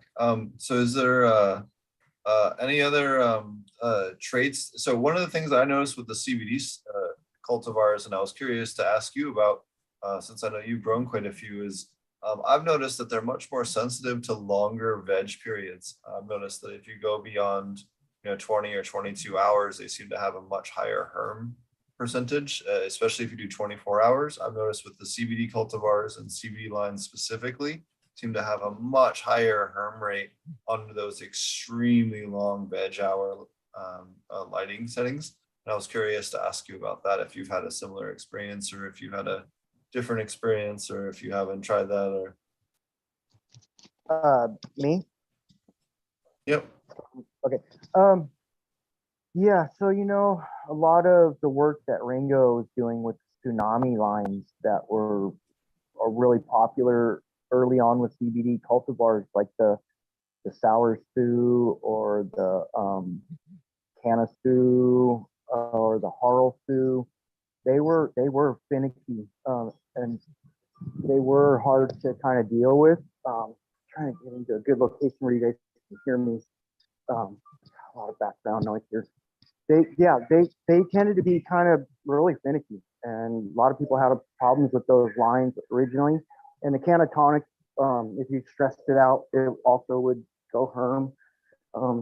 And so over the years, people have kind of worked a lot of the different lines of what are like the CBD lines that are now.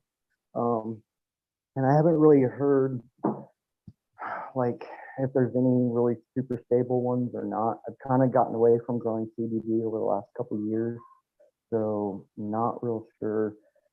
Yeah, they're like the cannatonics were nutrient sensitive, a little bit light sensitive, actually a lot light sensitive, and then so yeah, I think it comes from that genetic background that produces CBD or what we would consider hemp lines with less THC. So yeah, I'm not real sure. I know a lot of the CBD stuff that I was seeing coming out of Europe from like CBD Crew, Mr. Nice. That was just like really unstable stuff back then too. So like I said, I know there's a lot of new people. Oregon, I think it's Oregon Hemp or Oregon CBD or whatever it is. I heard those guys have some really good stuff, but a lot of people have gone to the auto lines, and I'm not a big auto fan. I don't see the point in growing autos really. So yeah. They have their place. I will step in and defend the little auto plants. Yeah, I'm a when big you fan. get far enough north, they're the only thing you can grow. Yeah, and The reason they I do stay away great. from the autos, the reason I stay away from the autos is because the early autos that we were dealing with were horrible. And then I watched the California market grow a ton of autos last year or the year before last. And it basically sat and rotted because nobody wanted it. Couldn't really do anything with the extract. The flower was useless. And a lot of people spent a lot of money to grow the stuff, and it never fulfilled everybody's expectations on what it was as a commercial producer. So I usually stay away from them, to be honest with you. You nailed I it know. though. I think commercially, it's not really the option, especially where everything's a different pheno. You can't really throw everything in the same bag. Yeah. So, but I think for a home Yeah. grower, with I limited think they've space, come so far. I think they've come really far along, but I think they still have a long way to go yet before they reach like a stable form that is commercializable, and they actually have the potency and the desirable effects we want. But they've made leaps and bounds since the original lowriders and stuff.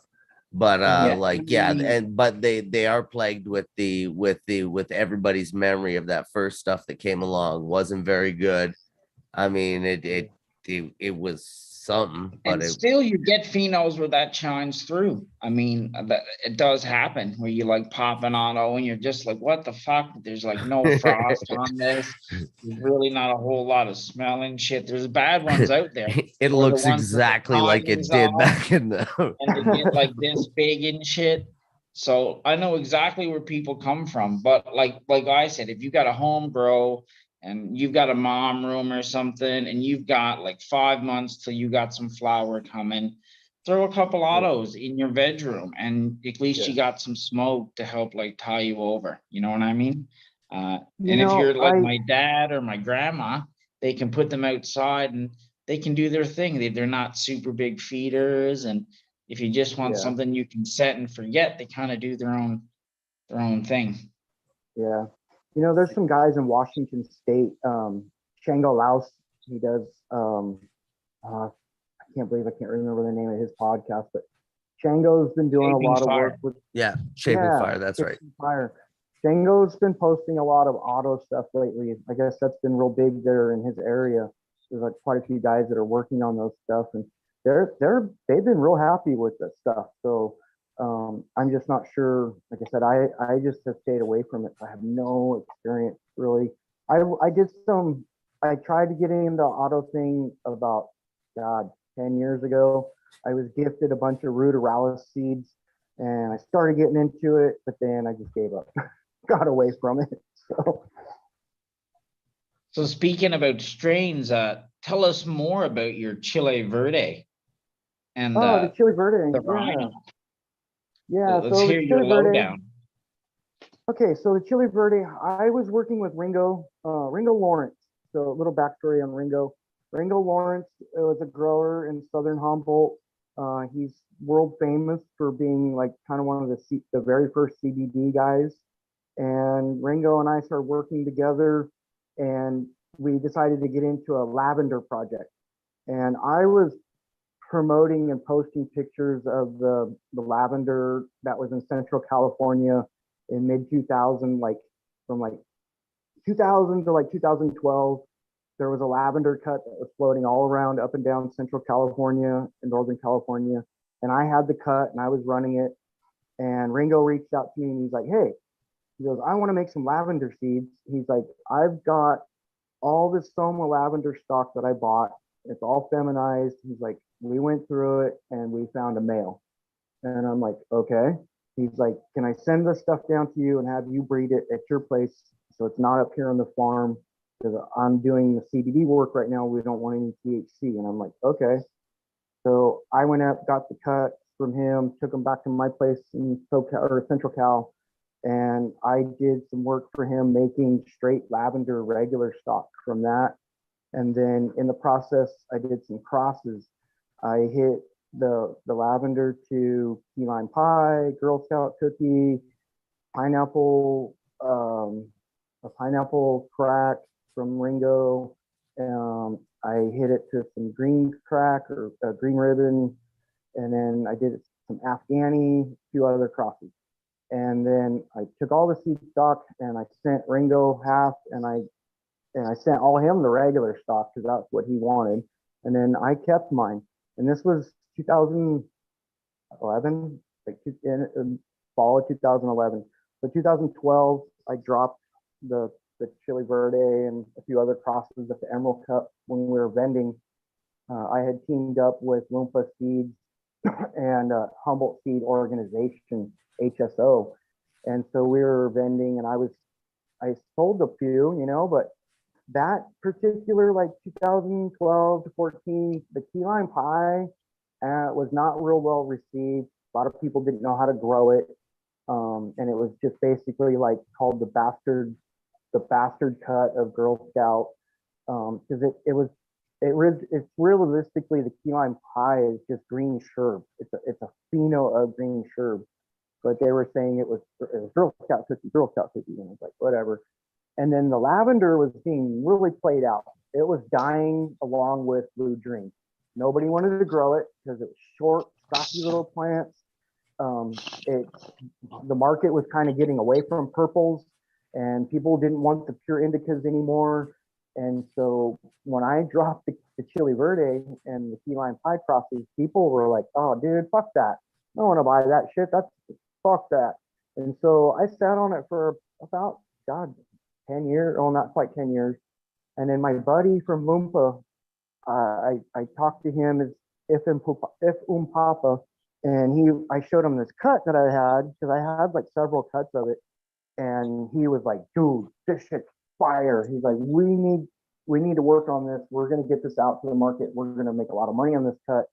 He's like, "We're gonna win all kinds of cups," and I'm like, "Okay, cool, let's do it." So I gave him a cut, and this was during the Wonderland seed series that Kevin was putting on. And so the first seed series that Kevin promoted and did, I was one of the breeders that was speaking. I watched that interview with him. Yeah, and so that day is when I gave out some cuts, and I gave a cut to my buddy, and he took it down to Redwood Valley and got it ready to go into production, and he was going to enter it in the Emerald Cup. And the Redwood Valley fires came. There was these huge fires that wiped out Redwood Valley and parts of Ukiah, and this was like right after the Santa Rosa fires, and my buddy's house and the property caught on fire. And so he called friends, and some people came down and collected collected cuts to salvage stuff and get it away from the fire.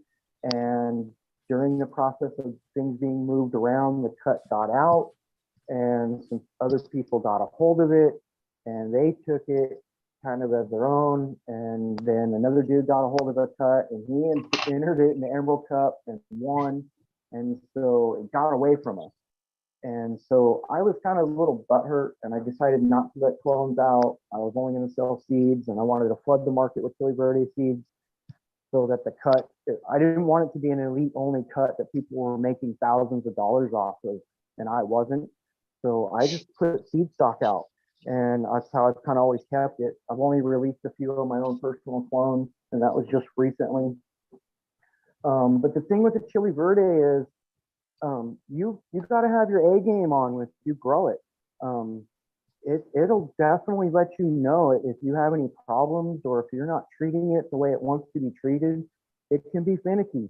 But then, like I said, there's people that really have their game on, or get a really good pheno of it, and they love it. It's more of a flower plant. It's more for terpenes. There are some washers in there. You really kind of got to hunt for them.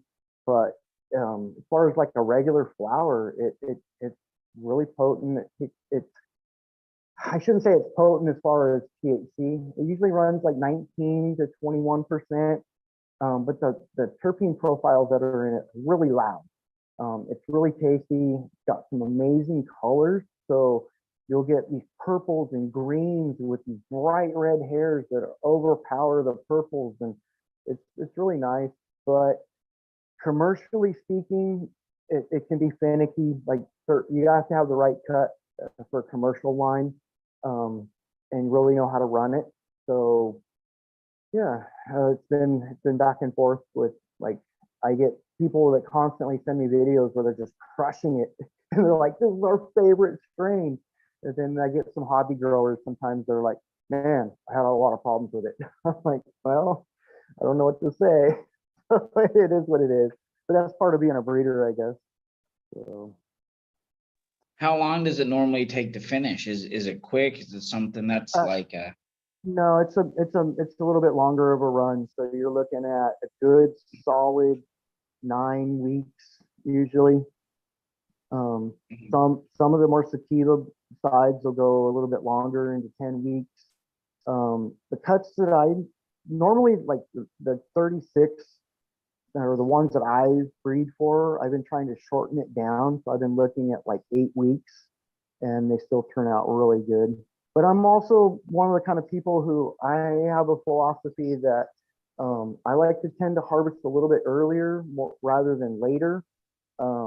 I've always found that 30 to 40% amber on a little bit earlier harvest with a better cure will translate to better terpenes and longer jar and bag appeal, and quality of flower longer. Back in the day, we used to run the shit out of plants until they were almost dead. And, the longer you run them, the little bit faster the flower will break down and lose its terps. I like to smoke fresh flower. After 2 months being in a jar or being in a bag, I'll kind of just gravitate away from it. I like fresh. First month or so right off the cure, after it's been, burped and properly cured for like a week in a jar, that's when I like to smoke weed. I have people and friends in NorCal, they're like, it has to go till the very end, and then you have to put it in a jar for 6 months until it's cured. And I'm like, no, I'm good on that. So that's just my personal preference. But yeah, the chili's a little bit like 9 weeks. And you did another one too, the rhino. Oh yeah, the rhino fire. I did that. That was just kind of a really quick little like side job that I did really fast. A buddy of mine had given me some white rhino and he had crossed it with SFV, and then I took it and then went back into SFV, and then kind of tooled around with it a little bit. But that's one of the ones that I never really got into. That's one of the ones that I really would like to get into and really see what's in there. So. And is there some sort of secret project you got coming? Is there another big hitter in the works that we can all anticipate and wait for? You know, the FAMs that I just did, the Chili Z lines, that Chili Z is I really like smoking it. It like I said, it's like burnt rubber OG Skittles, but then I took it a couple different directions. So I got a bomb cut of mule fuel that was a Thug from Thug Pug originally, and it's just so stanky OG, just like cammy, really cammy. And then just the straight we did a chemistry one that was really good. Apple tarts, LA Kush cake. So if you're looking at for like size, and then I did some Bubba Kush work. So I've got some Bubba Kush from way back in the day that I got into, and then I've got a blueberry hash plant Blue Dream cross that I was working on. That's just one of the stickiest, nastiest, chunkiest little fucking plants that are really blue. Just get that super blue to them, you know, but they're not overpowering like Blue Dream. And I kind of got away from some of the issues that with the hash plant has with PM. So those are just some of the things that I've been like I really want to get into that I think are really gonna transfer over to with the indoor around here, because that's what I'm working on. So I don't have access to outdoor growing over here. So being able to focus on just indoor, I can kind of work anywhere. Like I can work any line that I want because I have climate control. So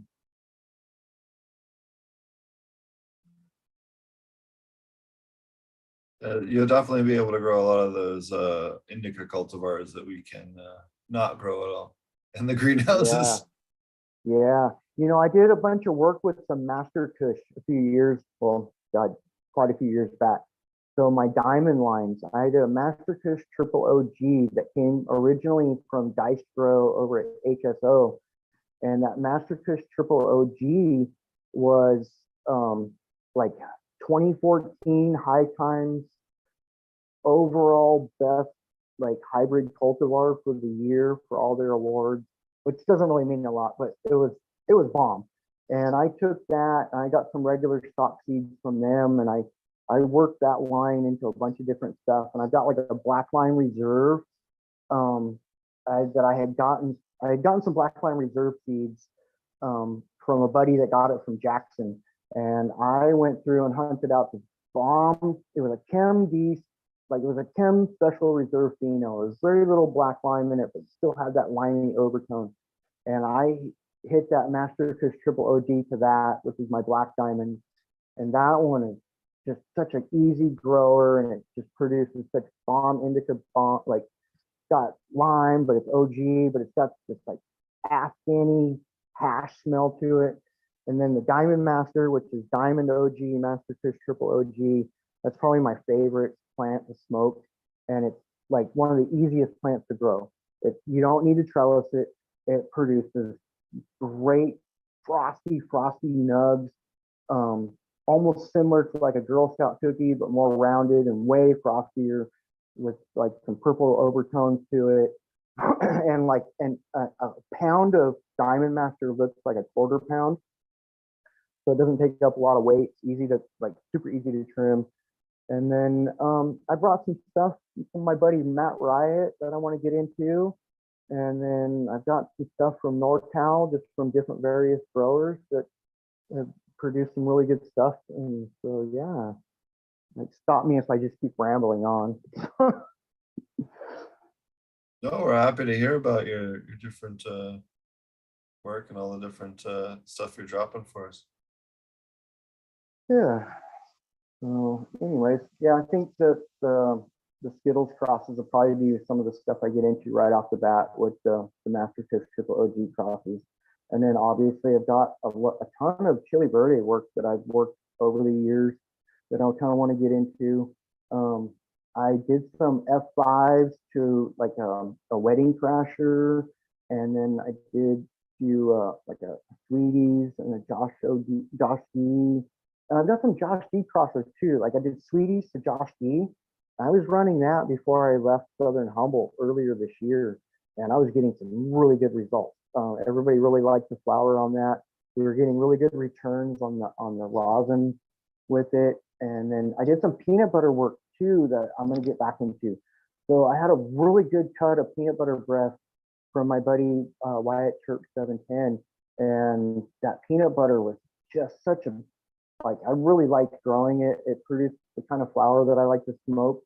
So I did a diamond peanut butter, and I did like a chili butter, and a couple of it, like a Josh D butter, a few others. Those, I'm going to get into those right away too, kind of now that I'm thinking about it. So yeah, the pancake peanut butter. Yeah, I did that pancakes butter. And then I did a bunch of grape pie work recently that I haven't, that was something I did just recently. I did some regular of some grape pie work. I like peanut butter and grapes, and like an OG and some grape pie, and a rosé. I did a rosé butter. That rosé butter, so when I was at Mendelbrot's place, I got to kind of pheno hunt and select through all the rosés that Ben had. And I picked the best rosé out there. It was just so chirpy and just such a stout plant. And I hit that with a peanut butter mac cake. So a buddy of mine did, it was peanut butter breath to wedding cake mac. And then I hit that to the rosé. And that one's been really phenomenal. I'm going to get into that really soon too. And then, yeah, so got a lot of work that I want to get into, but I just have to kind of figure out, I'm only going to be able to work so much because I am in a smaller facility.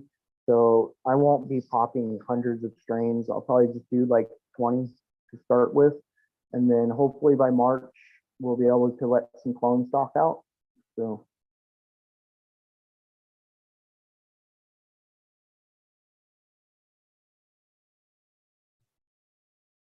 Hey, what's up, Canatai Seeds? Thanks for joining us. What's up, bro? How's it going? Hey, you're more than welcome. Did you have any questions for Eric from HBK? Oh, I want to say what's up, man. I just got done putting my bike back together. I'm gonna try and shoot over here soon, I think. Oh, I had a soda somewhere. I don't know what I did with it. Cool, man. Good morning, bro. How you doing? Good, bro. Getting ready. I think I'm getting ready to head over to get some potent here soon. Nice. Shit. Yeah, we're just kind of chilling today. My last day in Paukantani. I'm gonna be heading down to the city later on tomorrow. So yeah, it all starts for me tomorrow. So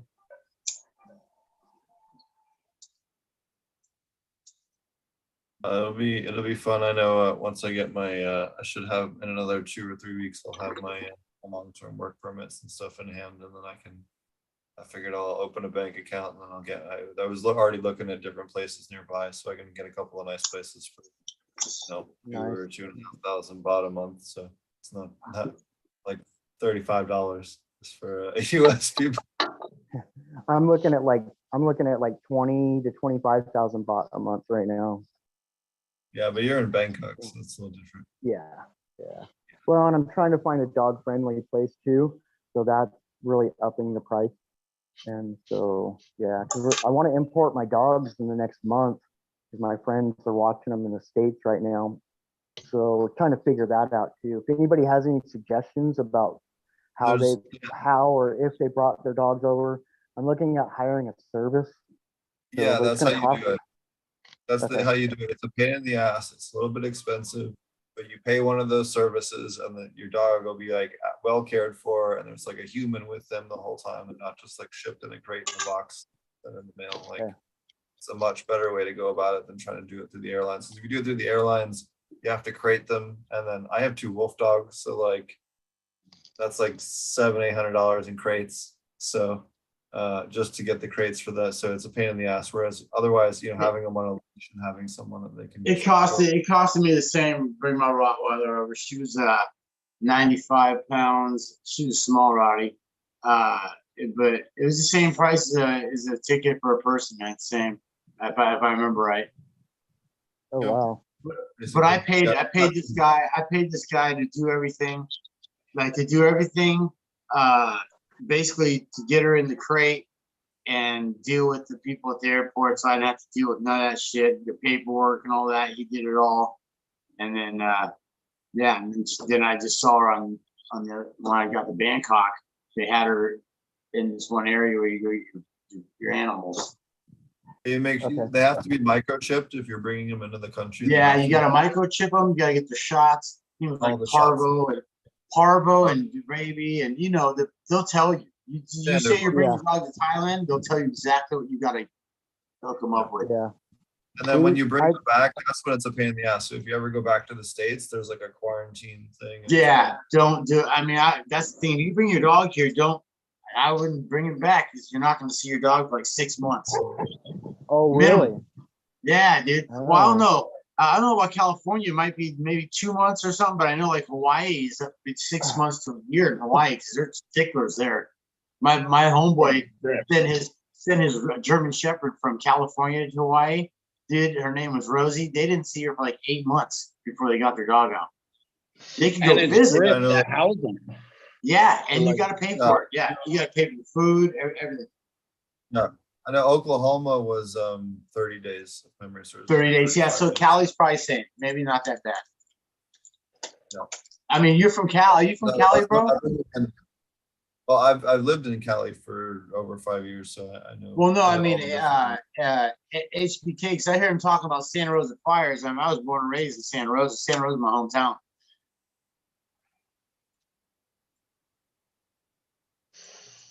I know everybody's That looks- backyard doghouse. I know everything in that Okay. town. I've No, ran it's a from real shame. Popo in every fucking part of that town. It's a real shame when they had a big fire there a couple of years ago. Dude, lot of they good burned people down Coffee Park. No, it's fires, multiple. They burned, up by where I lived in Placerville, Grizzly Flat, the whole entire fucking town is gone. Everything, post office, everything gone, the whole town. Then they burned Santa Rosa Coffee Park, which, all my buddies went to Pioneer High School and shit like that in Santa Rosa. So everybody that like went to Pioneer High School, like that whole entire neighborhood burned. Everything, Kmart, I mean everything, the whole fucking all of it gone. It's crazy. I could not believe that. When I saw that, dude, shattered me. It's Sorry, just- I lost connection there for about 45 seconds or so. I'm having all kinds of phone issues right now, so I'm just getting back involved. No worries. He was just Yeah, asking man. if you what part of Cali you were from, because he's from Santa Rosa. Okay, so originally SoCal, but for the last 20 years, I've lived in Fresno, just south of Fresno. And then every year I spend 6 to 9 months in either Mendocino or Southern Humboldt for the last, since like 2012. I go up there every year to run a grow or do my own thing. Right on. Sweet, man. Yeah, I'm from Sebastopol, Santa Rosa, basically. Okay, yeah. I've worked in Comchi, I've worked in Redwood Valley, I've worked in Ukiah, I've worked all up and down Southern Humboldt, like Garberville. I lived in Palo Verde a couple times, up on Bell Springs, working Oh, with my right buddy on. Joey. Yeah, I've You've been all around, over. so- You've been all over NorCal, basically, all over NorCal. Oh yeah, yep. Right yep. on. But yeah, I basically was based out of Central California, about 30 minutes southwest of Fresno, since 90, 96, 97, I moved there. Right and, on. just could never it was just too easy to live there. And for years, I could operate like with total anonymity. Like I could do all kinds of work and nobody would even suspect that we're growing, like doing big grows or whatever.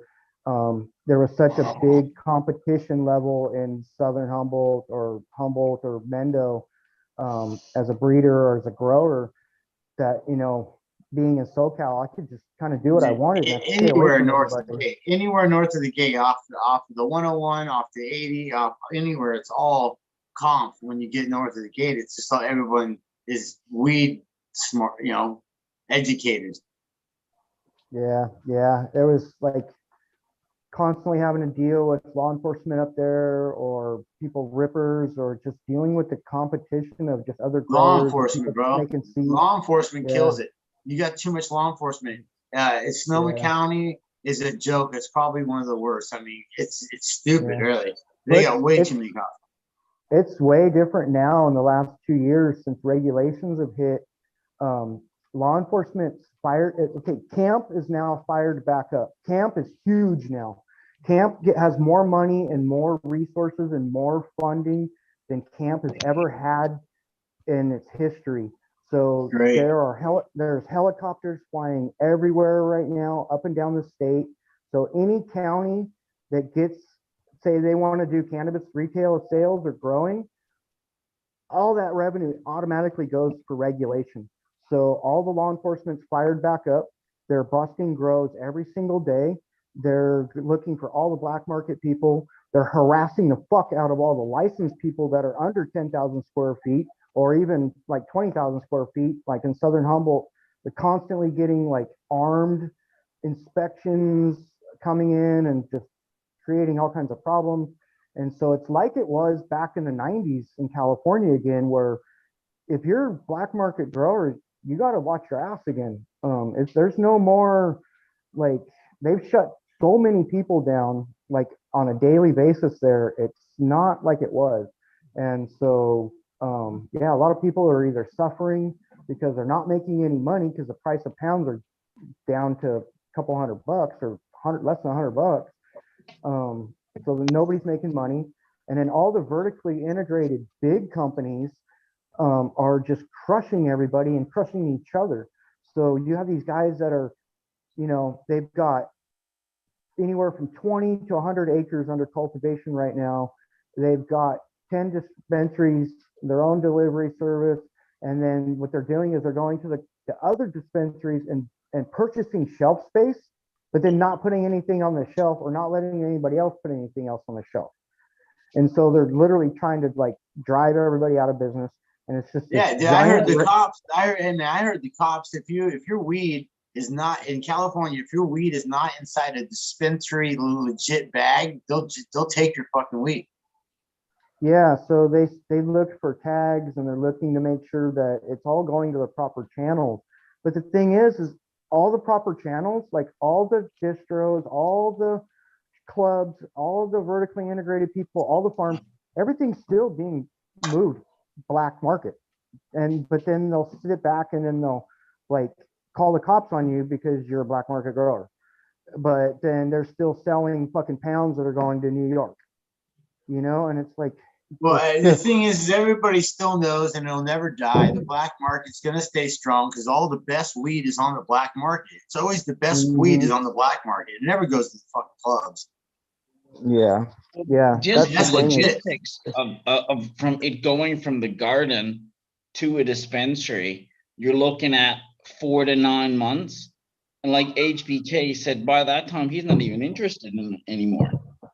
Yeah. You know what I mean? And that's why the black market kills it, because number one, prices, and number two, they can deliver you a better product without the logistics. Way better, way better. Like I said, all the fire stays on the street, man. Like all the top notch. I mean, it doesn't.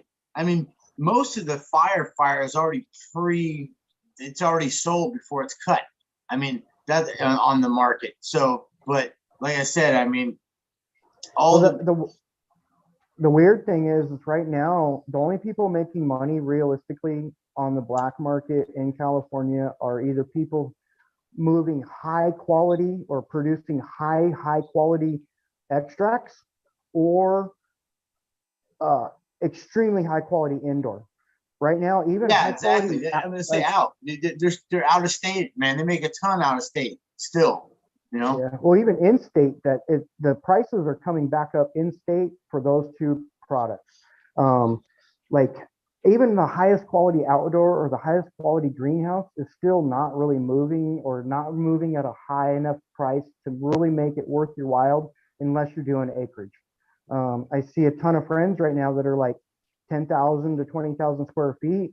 And if they're not vertically integrated, they're just like struggling, like just not making money right now. And so that's, I don't know what's going to happen. And every time a new state comes online or every time some big grow opens up, you know, and right now big grows in California are considered like 50 to 100 acres. You know, Yeah, that's man. the I new heard norm. that my buddy, or the dude I was talking to actually said that he has buddies that have L's that are just beautiful outdoor L's. You know, cured, trim good, everything. $200. Yep. Yep. I'm like, what? Yep. I'm like, you need to Yep. put that in the mailbox and send that shit here. Yeah, the thing, well, there's kind of this 50-50, well, it's back and forth. So Allegedly. there's a lot of weeds. There is weed for cheap right now, but the law enforcement camp and all the local enforcement agencies that are starting to hit all these small growers or all these black market growers are starting to make a dent. They are starting to really make a curb in the amount that's available. So the people who do have high quality are starting to get better prices. But there's so much mid quality or low quality on the market still that a lot of people aren't seeing that crest yet of getting higher prices. So Yeah, they're not gonna pay it because they can get whatever mids, whatever you want to call them, but still better than mids. They can get good bud for like 500 a pound. Wait till this cold Yeah, season's done in Oklahoma. Thailand and you'll see a wave of mids and low grade bud like you've never seen before, dude. It's going to be so cheap here come January. You know what I mean? February, I reckon it'd be 50 to 100 baht a gram for mids. At the end of the day, Oklahoma is really what Yeah, crashed. I agree. US Oklahoma crashed the U.S. market by over $1,000 in the black. Yep. And it's I- simply because Oklahoma had absolutely no plant counts. You want to plant 400 acres? Have at it. And at the end of the day, like, while it certainly hurt a lot of breeders and farmers, why should there be a regulation on the size of your farm when it comes to that? You know, I think you should have different permits, maybe different tax rates for the bigger people, but I think that's fair. But at the end of the day, like, it's interesting to kind of see how it's been treated and how much has changed, and then how much diversity we're seeing in the production, because now it's like, okay, well, now you have to grow those weirder terps because you have to stand out in the market, and it's kind of pushing people away from the standard, vanilla and chocolate and strawberry type of stuff. Yeah, and it's a marketing game now too. The more money you have and the better marketing you can get, the more bullshit you can get away with in the States anyways. So you see a lot of people that are like dumping millions of dollars into marketing, but only hundreds of thousands of dollars into the grow.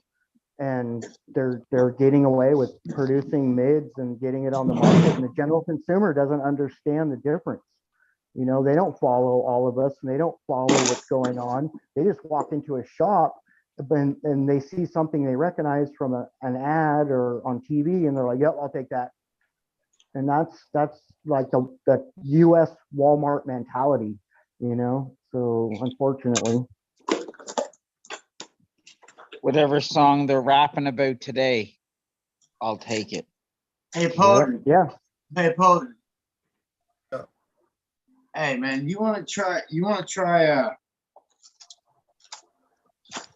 any like West Coast stuff, or do you just want mainly mutants and heirlooms? I'll pop whatever, man. We're doing both. So we're gonna dedicate about half the breeding for Thai stuff and half the breeding for Western stuff that we can adapt here. Because at the end of the day, you gotta have that stuff that's gonna pump numbers, but you also gotta preserve the Thai stuff, because people are gonna want the Thai stuff that's preserved. See, look, I got like, this is like all the duck hybrids. This is all the freak hybrids in here. I mean, do you want me to just Happy bring to get whatever? I'm happy to run Huh? whatever you, then you can come pick whatever cuts you want from the stuff that's popped. Okay, all right. Yeah, just like we were talking about before. Can I ask where you sourced your duck from? With that, I was asking, can I ask, how did you originally source your duck? the first duck I got from buddies, Thai buddies that are running. I got purple duck, whatever, and I got duck, this normal duck, I guess Frisian duck, and then I got purple duck. So I got a few different ducks, and then I've got a whole shitload of hybrid ducks. Okay. I was wondering where they might, I've been selling duck seeds and duck hybrids for like, God, 10 years. I did a bunch of duck work like back in like 2014. My friends from Hawaii, they've been holding duck for about 30 years. And then also, they had sent some over, and then I did like some cherry duck, and I did some purple OG duck, and I did some like orange creamsicle duck and some cherry duck. And then about, God, I think 5 years ago, I started releasing the straight duck. And we've been working that line for quite a few years. I gave some cuts out when I was at Mendelbrot's place. They weren't supposed to go out. Ben gave them out, but yeah, there was a duck cut that floated around Mendo like 4 years ago, where it sourced out for me. But I've got bags and bags of different phenos that I'd hunted through. So I have like some really heavy jack phenos. I got some skunk phenos from the original family from Puna. And then I've got some really oddity ones that are more way citrus. So if you want to get into them, I'll kick you some. Yeah, man. Yeah, I got a lot of mutant hybrids, really. I mean, I got Freak Show duck, I got ABC duck. Excuse me, I got ABC Freak, and I got Freak duck. Man, I don't know too much, man. Like this, I got LA Confidential Freak Show, Girl Scout Cookie Freak Show, Science Syrup Freak Show, Freak Haze #4. This is a Freak Show hybrid. I don't know what the fuck it came off of. Another Freak Show Haze, Freak Show Goo, Sour Cream OG Freak, #4, and which has a star on it, which that, I don't know. Stars always mean something when I put that. And then another Sour Cream OG Freak. And then I probably got like 50 Freak crosses, hybrids. I mean, so many. I've always stayed away from the Freak because the guy who made it was just right up the street from me, and I didn't really want to step on his toes or like try to keep away from running stuff that are like breeders that are really close in the area. So I kind of just, I met him a couple of times at my buddy's house there in Oakhurst, and I'd seen it. And then when Humboldt Seed Company bought it, I was like, oh, okay, yeah, I'm not going to run it. So I've never really actually run it. I smoked it a couple times. The terpene profile on it for me is like, I'm not really into that sweet sativa kind of blendy stuff. But yeah, it's really beautiful plant. I really like seeing it. That fern look is amazing. And I heard it's really like really easy to grow. It's not real finicky or anything, pretty sturdy. So it's great outdoor, man. It's really, really good outdoor. Now, does it you are the leaf patterns transferring over really well, or do you get like a lot of mutant looking leaves in the crosses? It's pretty stable, man. I'm on an F11, so. Okay. I know with the duck lines, I worked the ducks for like a couple years, and getting a really good leaf transfer over with the duck was really hard. It's a recessive trait, so you hardly you don't really get good duck like transfer overs with the leaf pattern, or at least in my experience. I don't know about yours, but they always had a lot of oddities, or they just wouldn't transfer over. You just get a normal leaf pattern. Well, yeah, that's a lot of his Freak Show crosses. The leaf pattern comes out a little bit like different, but not like freak show again. More of Yeah. just like a, Yeah, I'll something tell a you little one thing here. This is the different, thing, but it's a man. regular leaf. When you cross freak show into a broadleaf cultivar, you get very little mutation. But when you take freak show and you cross it into a thin leaf, like an heirloom over here at Thai, oh man, it cuts the shit out of the leaf because there's nothing to cut. When you got this big ass leaf, what is freak show gonna do with this big ass panel? It's gonna edge the edges. You're gonna get different saw blade. That's about it. And you might get it elongated a little bit. But when you take it and you put it on a haze, you know, from the States, even if it's a thin leaf from the States. But over here, when you hit them on the heirloom, oh my God, dude, you come out with like feathers. Like, have you seen Berry Freak F2 on Instagram? Have you seen Berry Freak F2? No, I haven't. Look that No. up, dude. Hashtag Okay. that and look at that strain, bro. That's what got me Okay. started on the mutants was that guy. Whoever made Berry Freak F2, hats off to those guys because I think it looks better than Freak Show. It's fucking beautiful. Okay. Yeah, Nice, and nice. really big leaves. It's like they got a broadleaf to cut out. I don't know how he did it. F2. I guess he F2'd it. It came out of the F2 somewhere. Now, a couple years ago, I did a bunch of work with Pachycitral. CSI had given me some landrace Pachy packs. I met him at Tim Blake's place, the Area 101, for a seed swap, like, God, 5-6 years ago. And he gave me some Pachy, and I was going through those Pachys, and I was getting double and triple serrations, like on top of each other.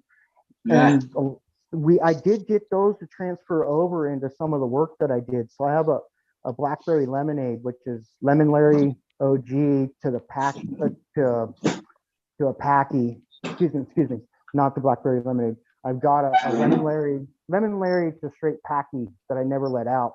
That one I was getting like double, triple, and even quadruple serrations on top of each other. So you'd have a serration. Yeah, and then you have whips on it. It would have serrations on the serration. So it would have like 3 on each one. It was wild.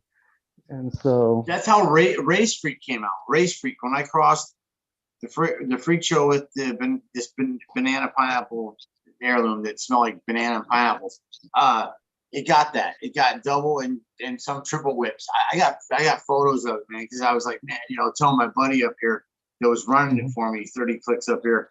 I was like, man, do you see that in the leaf? And he's still new to it, but I was shitting bricks because I was like, man, look at that. It was totally beautiful.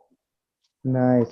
Well, guys, I'm having some phone issues. My phone keeps telling me it's overheating, and then it just shuts off.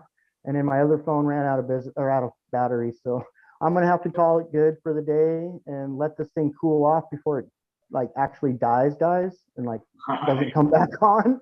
So happy Thanksgiving. Good show today. And I will talk to you guys soon. Thank you so much Yeah, for man. joining. Oh, and by the way, my website, HBK Topicals, is currently shut down because I'm not in the States.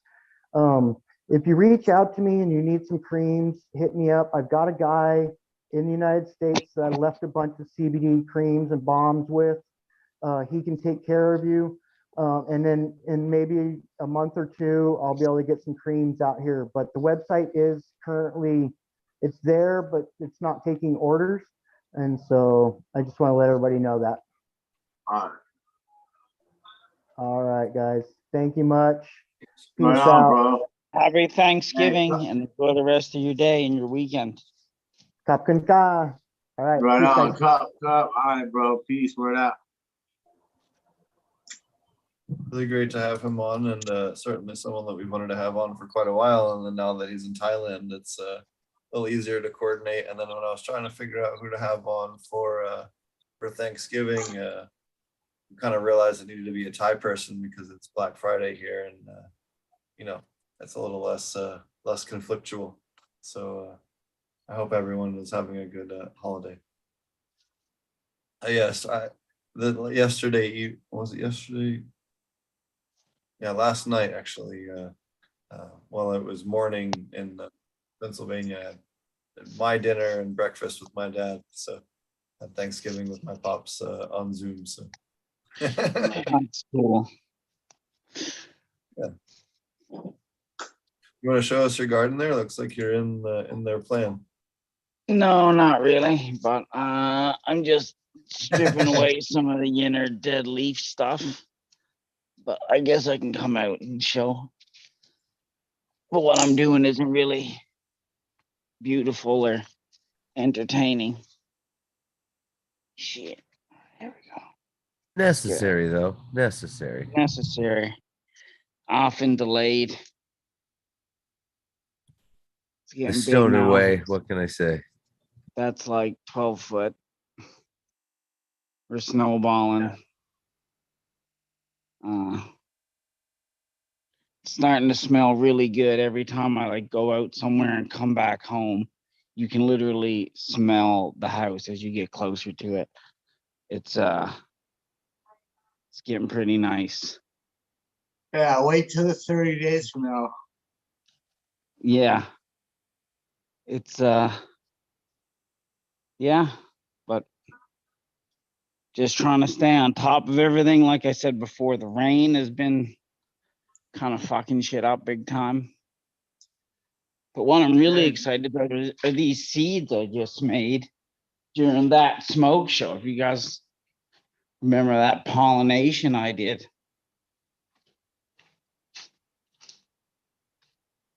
So these things are coming in crazy.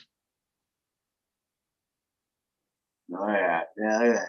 It's fat. Oh, loaded. Hella. Loaded with nothing but seeds. It's actually, I don't think I've ever seen a plant so wildly pollinated as this.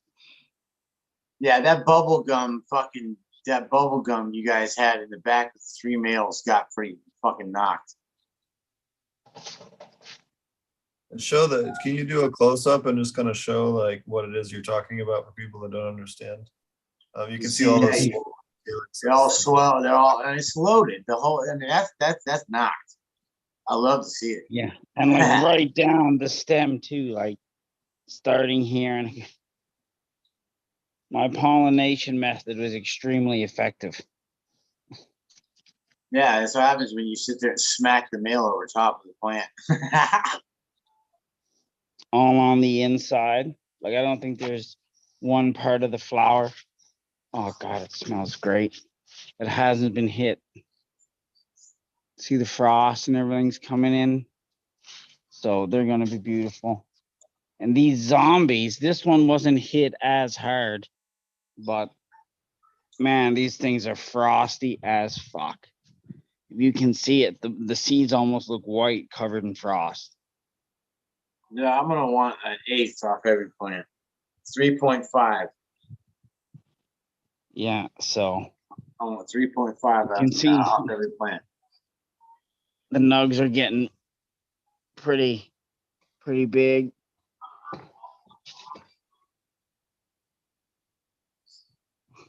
Yeah, just down the road. And it's funny because like every second house is growing. So I gotta stay on top of everyone's garden to make sure no males pop out. And I got some purple tide too. It's supposed to be, I don't know if it's Katie though. That's the thing. You want to peep it? Potent? Yeah, Oh, get me yeah. out of blast here. It's some Purple. purple tide. I saw I extracted the seeds out of, I actually got a little piece of the flower in there, but it's very little seeds, but it's like black, but it didn't look like it's probably a hybrid. I don't know, but it didn't look like too hybrid-ish. It's pretty pathetic structure, but it's black and it smelled pretty good. But production, man, the production of these land races is just, I mean, geez, man, you hit toilet flush. I'm excited about these chilies a lot more than anything. Hell yeah. I love exotic chilies. I'm not a very good chili grower. I normally just dump the leftover nutrients from the flowers onto the chili. And sometimes they work good, like with this scorpion, but this Reaper, it's a little bit much. You can see it's got some some weird shit going on with it. But goddamn, I can't wait. I'm gonna have a party too, a harvest party. So you guys can all come down and trim with me. Hmm. Take home all the shake you can trim. I'm It's pretty sure painless. I'm not allowed to do that, but Dude, it's just I can't believe how big these plants have gotten. So I that's never a check ever them outside, thought man. they look healthy, man. it's been a struggle in the 5-gallon pots. That's the funniest thing about it. Now Why that they're don't you getting just like, plant in the ground? well, they are in the ground. They've rooted into the ground. Well, yeah, I know. I agree. After some work getting there, but yeah. But If you yeah, I can would keep have. But like, I would have yeah, it would have been a bit of a. Yeah, I was supposed to flower these way earlier, but people kept ordering clones and ordering clones and put it off and put it off, and then now it's like okay, whatever. I finally like pulled the button because imagine I was still taking cuts now, like it'd be ridiculous. But there's going to be so much flower here. I can't wait. I'm gonna go to Potens and just squish the shit out of like entire trees. There you go. And the thing yeah. is about it too, they're all like banging flavors that I like that I had from mom's stock. So it's all super fire. Like that's the crazy thing about it. When you know, clean.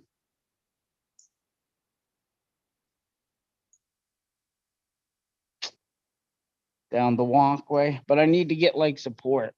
Some of these plants, like if you look, this is wild.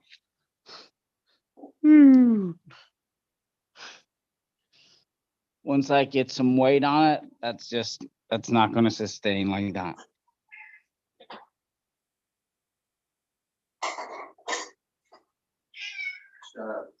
It's probably one of the tallest plants I personally ever grew at my house. This thing is huge.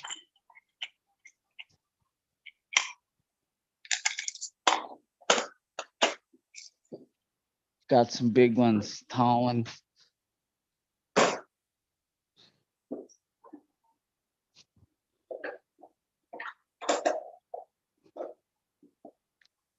But you can definitely see the importance of like shaping your moms. Don't just hack them up like I did for the most part. It's end up paying for it way down the line.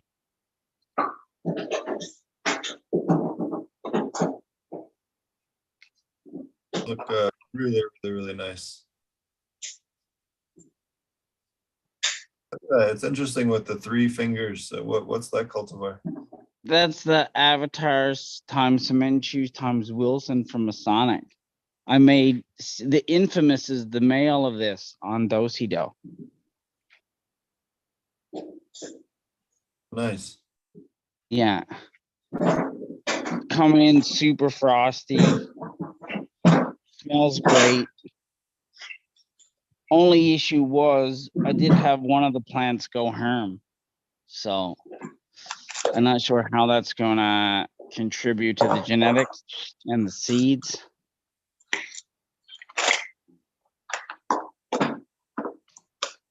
Yeah, and here's what I was talking about. I need to get some like rocks or some weights.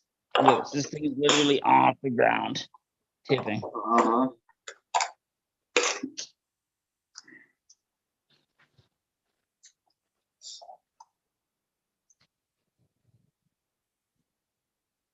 Man, I love cannabis so much, though.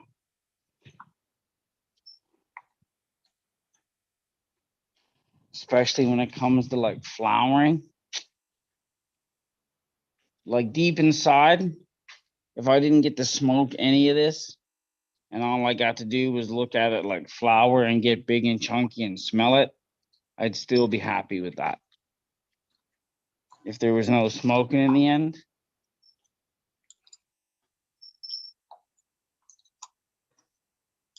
the world's dankest flower, bro.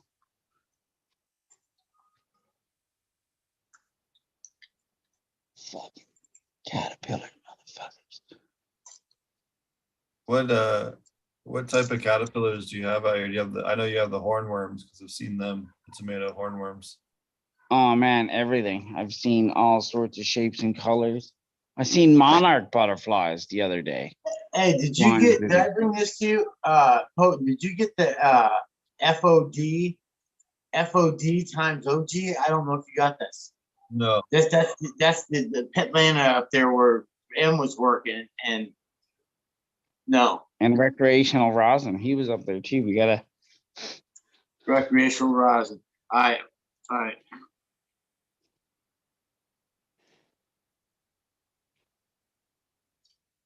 I'm not gonna count these things. I just want to fill tubes. Because like I said, dude, I don't have no labels or nothing for this because nobody gets this shit. And in my garden, this plant is well older than everything else. It's actually amazing that it's still alive in this pot because I've trimmed this literally for months. It's probably like almost a year old.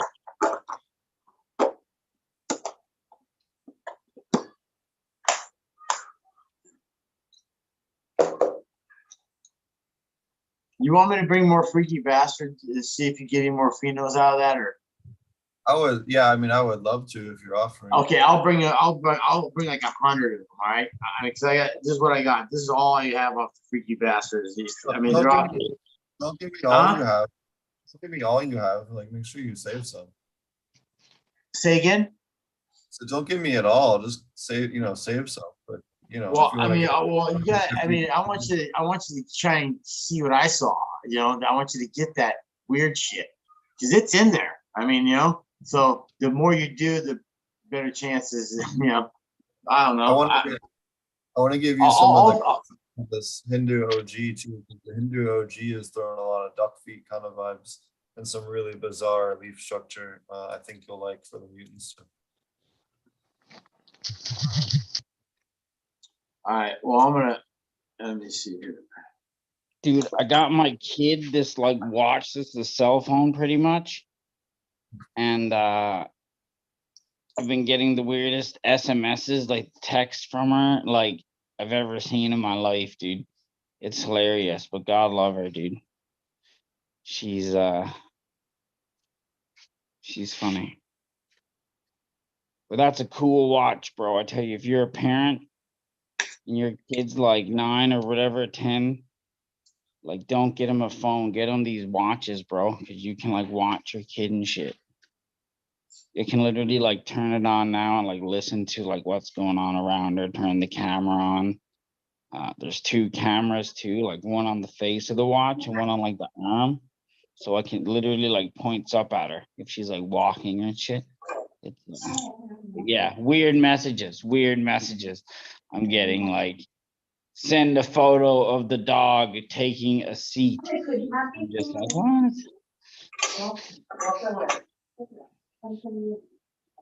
And I just got had best lunch, going to swimming, amazing fitness. I'm just like, just funny. I think it's funny too watching people type in Thai to English. How it'll suddenly between like one concept to a completely other different concept with the addition of one letter. What? She said you shouldn't allow you to take that. Don't tie. They're not okay. Non-tie. Yeah, I can go. I can take man.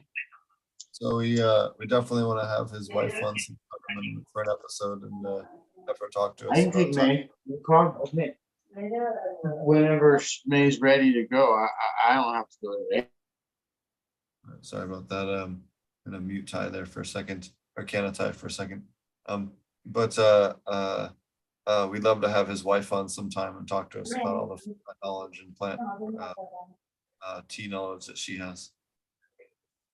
And I want to try and get Black to come over and meet the I forget the lady there.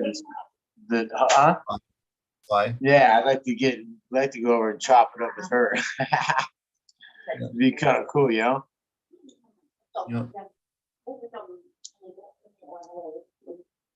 Okay, FODOG, freaky bastard. You know, I tell you, I don't know, but I have a feeling that the pheno's gonna come out of these little fucking seeds that are just the small seeds. I mean, Thai seeds are pretty small, but the freaky bastard actually has these seeds in there. They're the smallest seeds I've ever seen in my fucking life, but they're finished.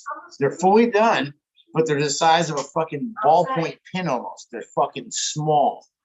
So, but they crack. I cracked like 20 of those dinks. They all crack like normal seeds. They don't look like there's anything in them, but with the start is probably the smallest thing you've ever seen. It's like a pepper start. I've So- seen something. It always is interesting to me how much variation there is with the seeds in cannabis. Yeah, I They're- trip off. I that's some of completely tweak out on these small seeds. I'm like, what the fuck? They're so small.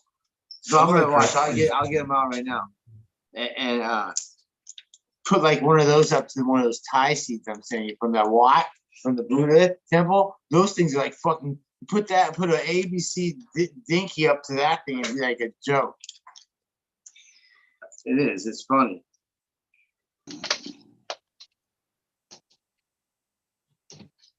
All right.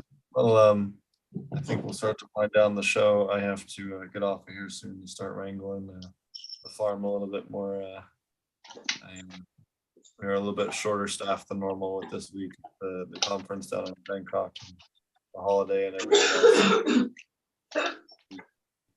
I got more hats. I've got a client showing up here at like 1 o'clock for like a Buriram farm tour. So I'm gonna be like going to 3 farms today. So if I can check here on Instagram or anything like that. So You got that up on your Instagram or YouTube or anything? well, I got a customer who's buying that I do consulting for that's also coming to get the clones. So he's actually never been to another cannabis farm. So I was like, okay, come down to Buriram and I'll take a day showing what some other farms are doing. So I've got 3 friends of mine plus my old farm. We're gonna go visit and give them a tour and let them see what other people are doing. And plus I want to see what these farms are doing because all of them are running my gear too. So it'll be exciting to see what's going on. Nice. We'll have to get you out here one of these days. I will, once that like smoke tasting session, I said, that's the handcuffs to get me out there. You know, come smoke all your cultivars in one sitting with me and your homies.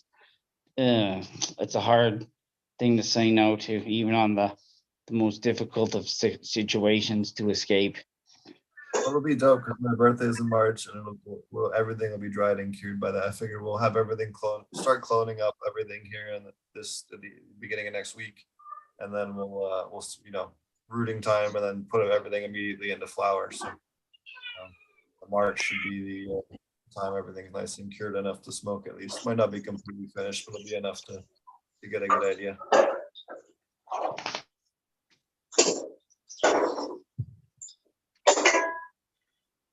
Thanks everybody in chat that's been supporting us today.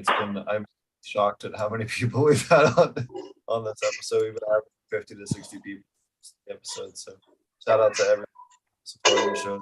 Check us out, audio format, SoundCloud, YouTube, Spotify, on both this show and Dat Smoke Show.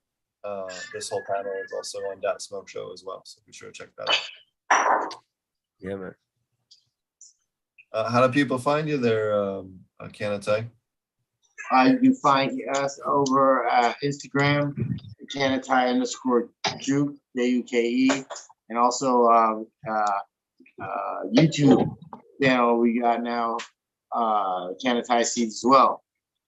And there's a new app. What's the app called? Infamous. What's the new app? Social Club. Social Club. I'm on that stuff too now. Same Kanatai Seeds.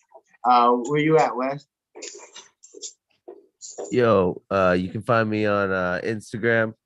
Yeah, big up everybody. Yeah, hope everyone has a great weekend and come on over and check out Dat Smoke Show. We're available on all major podcast platforms now. And yeah, looking forward to hearing from you and seeing you over there. And if you where's- haven't checked out that smoke show, we have a huge, a laundry list of different people. There are, you know, all these different other cannabis shows and breeders. It's a different vibe of the show. The show we try to one guest and hyper focus on certain topics. That show is kind of all over the place, different grow topics across the industry. Great. So, Infamous, how do people find out about you and your stuff? I know you just launched a Discord as well. Yeah. So we've just launched a new Discord. I don't really know where the direction is going, but you got to plant the seed to expect a harvest. So we kick that off. So if you want to come and join a community of like talking shit, memes, grow talk, grow whatever, check that out. Find us on Instagram and the link for that Discord on the Instagram, Infamous Gardens _V 2.0. We got a new Instagram, so make sure you go and follow that. Follow the YouTube, Infamous Gardens. And again, over on the the FBI's most watched social network, social club at Infamous Gardens as well. So And then you can find me on SoundCloud, YouTube, iTunes, Spotify, all the things like Ponics. We're also on WeedTube and a whole bunch of other shit. Try to get it up on as many platforms as we can. So check it out there. We will be back again next week. I have another time I'm hoping to get on the show. We'll probably have one for next week after. And then the week after that, I gotta see. We may or may not be traveling up to Thai High, so we might have to skip an episode or do one a day or early or late for that. So that'll be the 10th and 11th. stream while you're at the show. Yeah, we'll definitely do some content there as well. So we might not be the usual time for that week. I just want to give everybody a heads up because it is almost 8 hours away from us and we have to drive there. So we're gonna have to leave a day or two early. So. Alrighty, guys. Thanks everybody for watching. We'll catch you guys again next week, and I hope you guys have a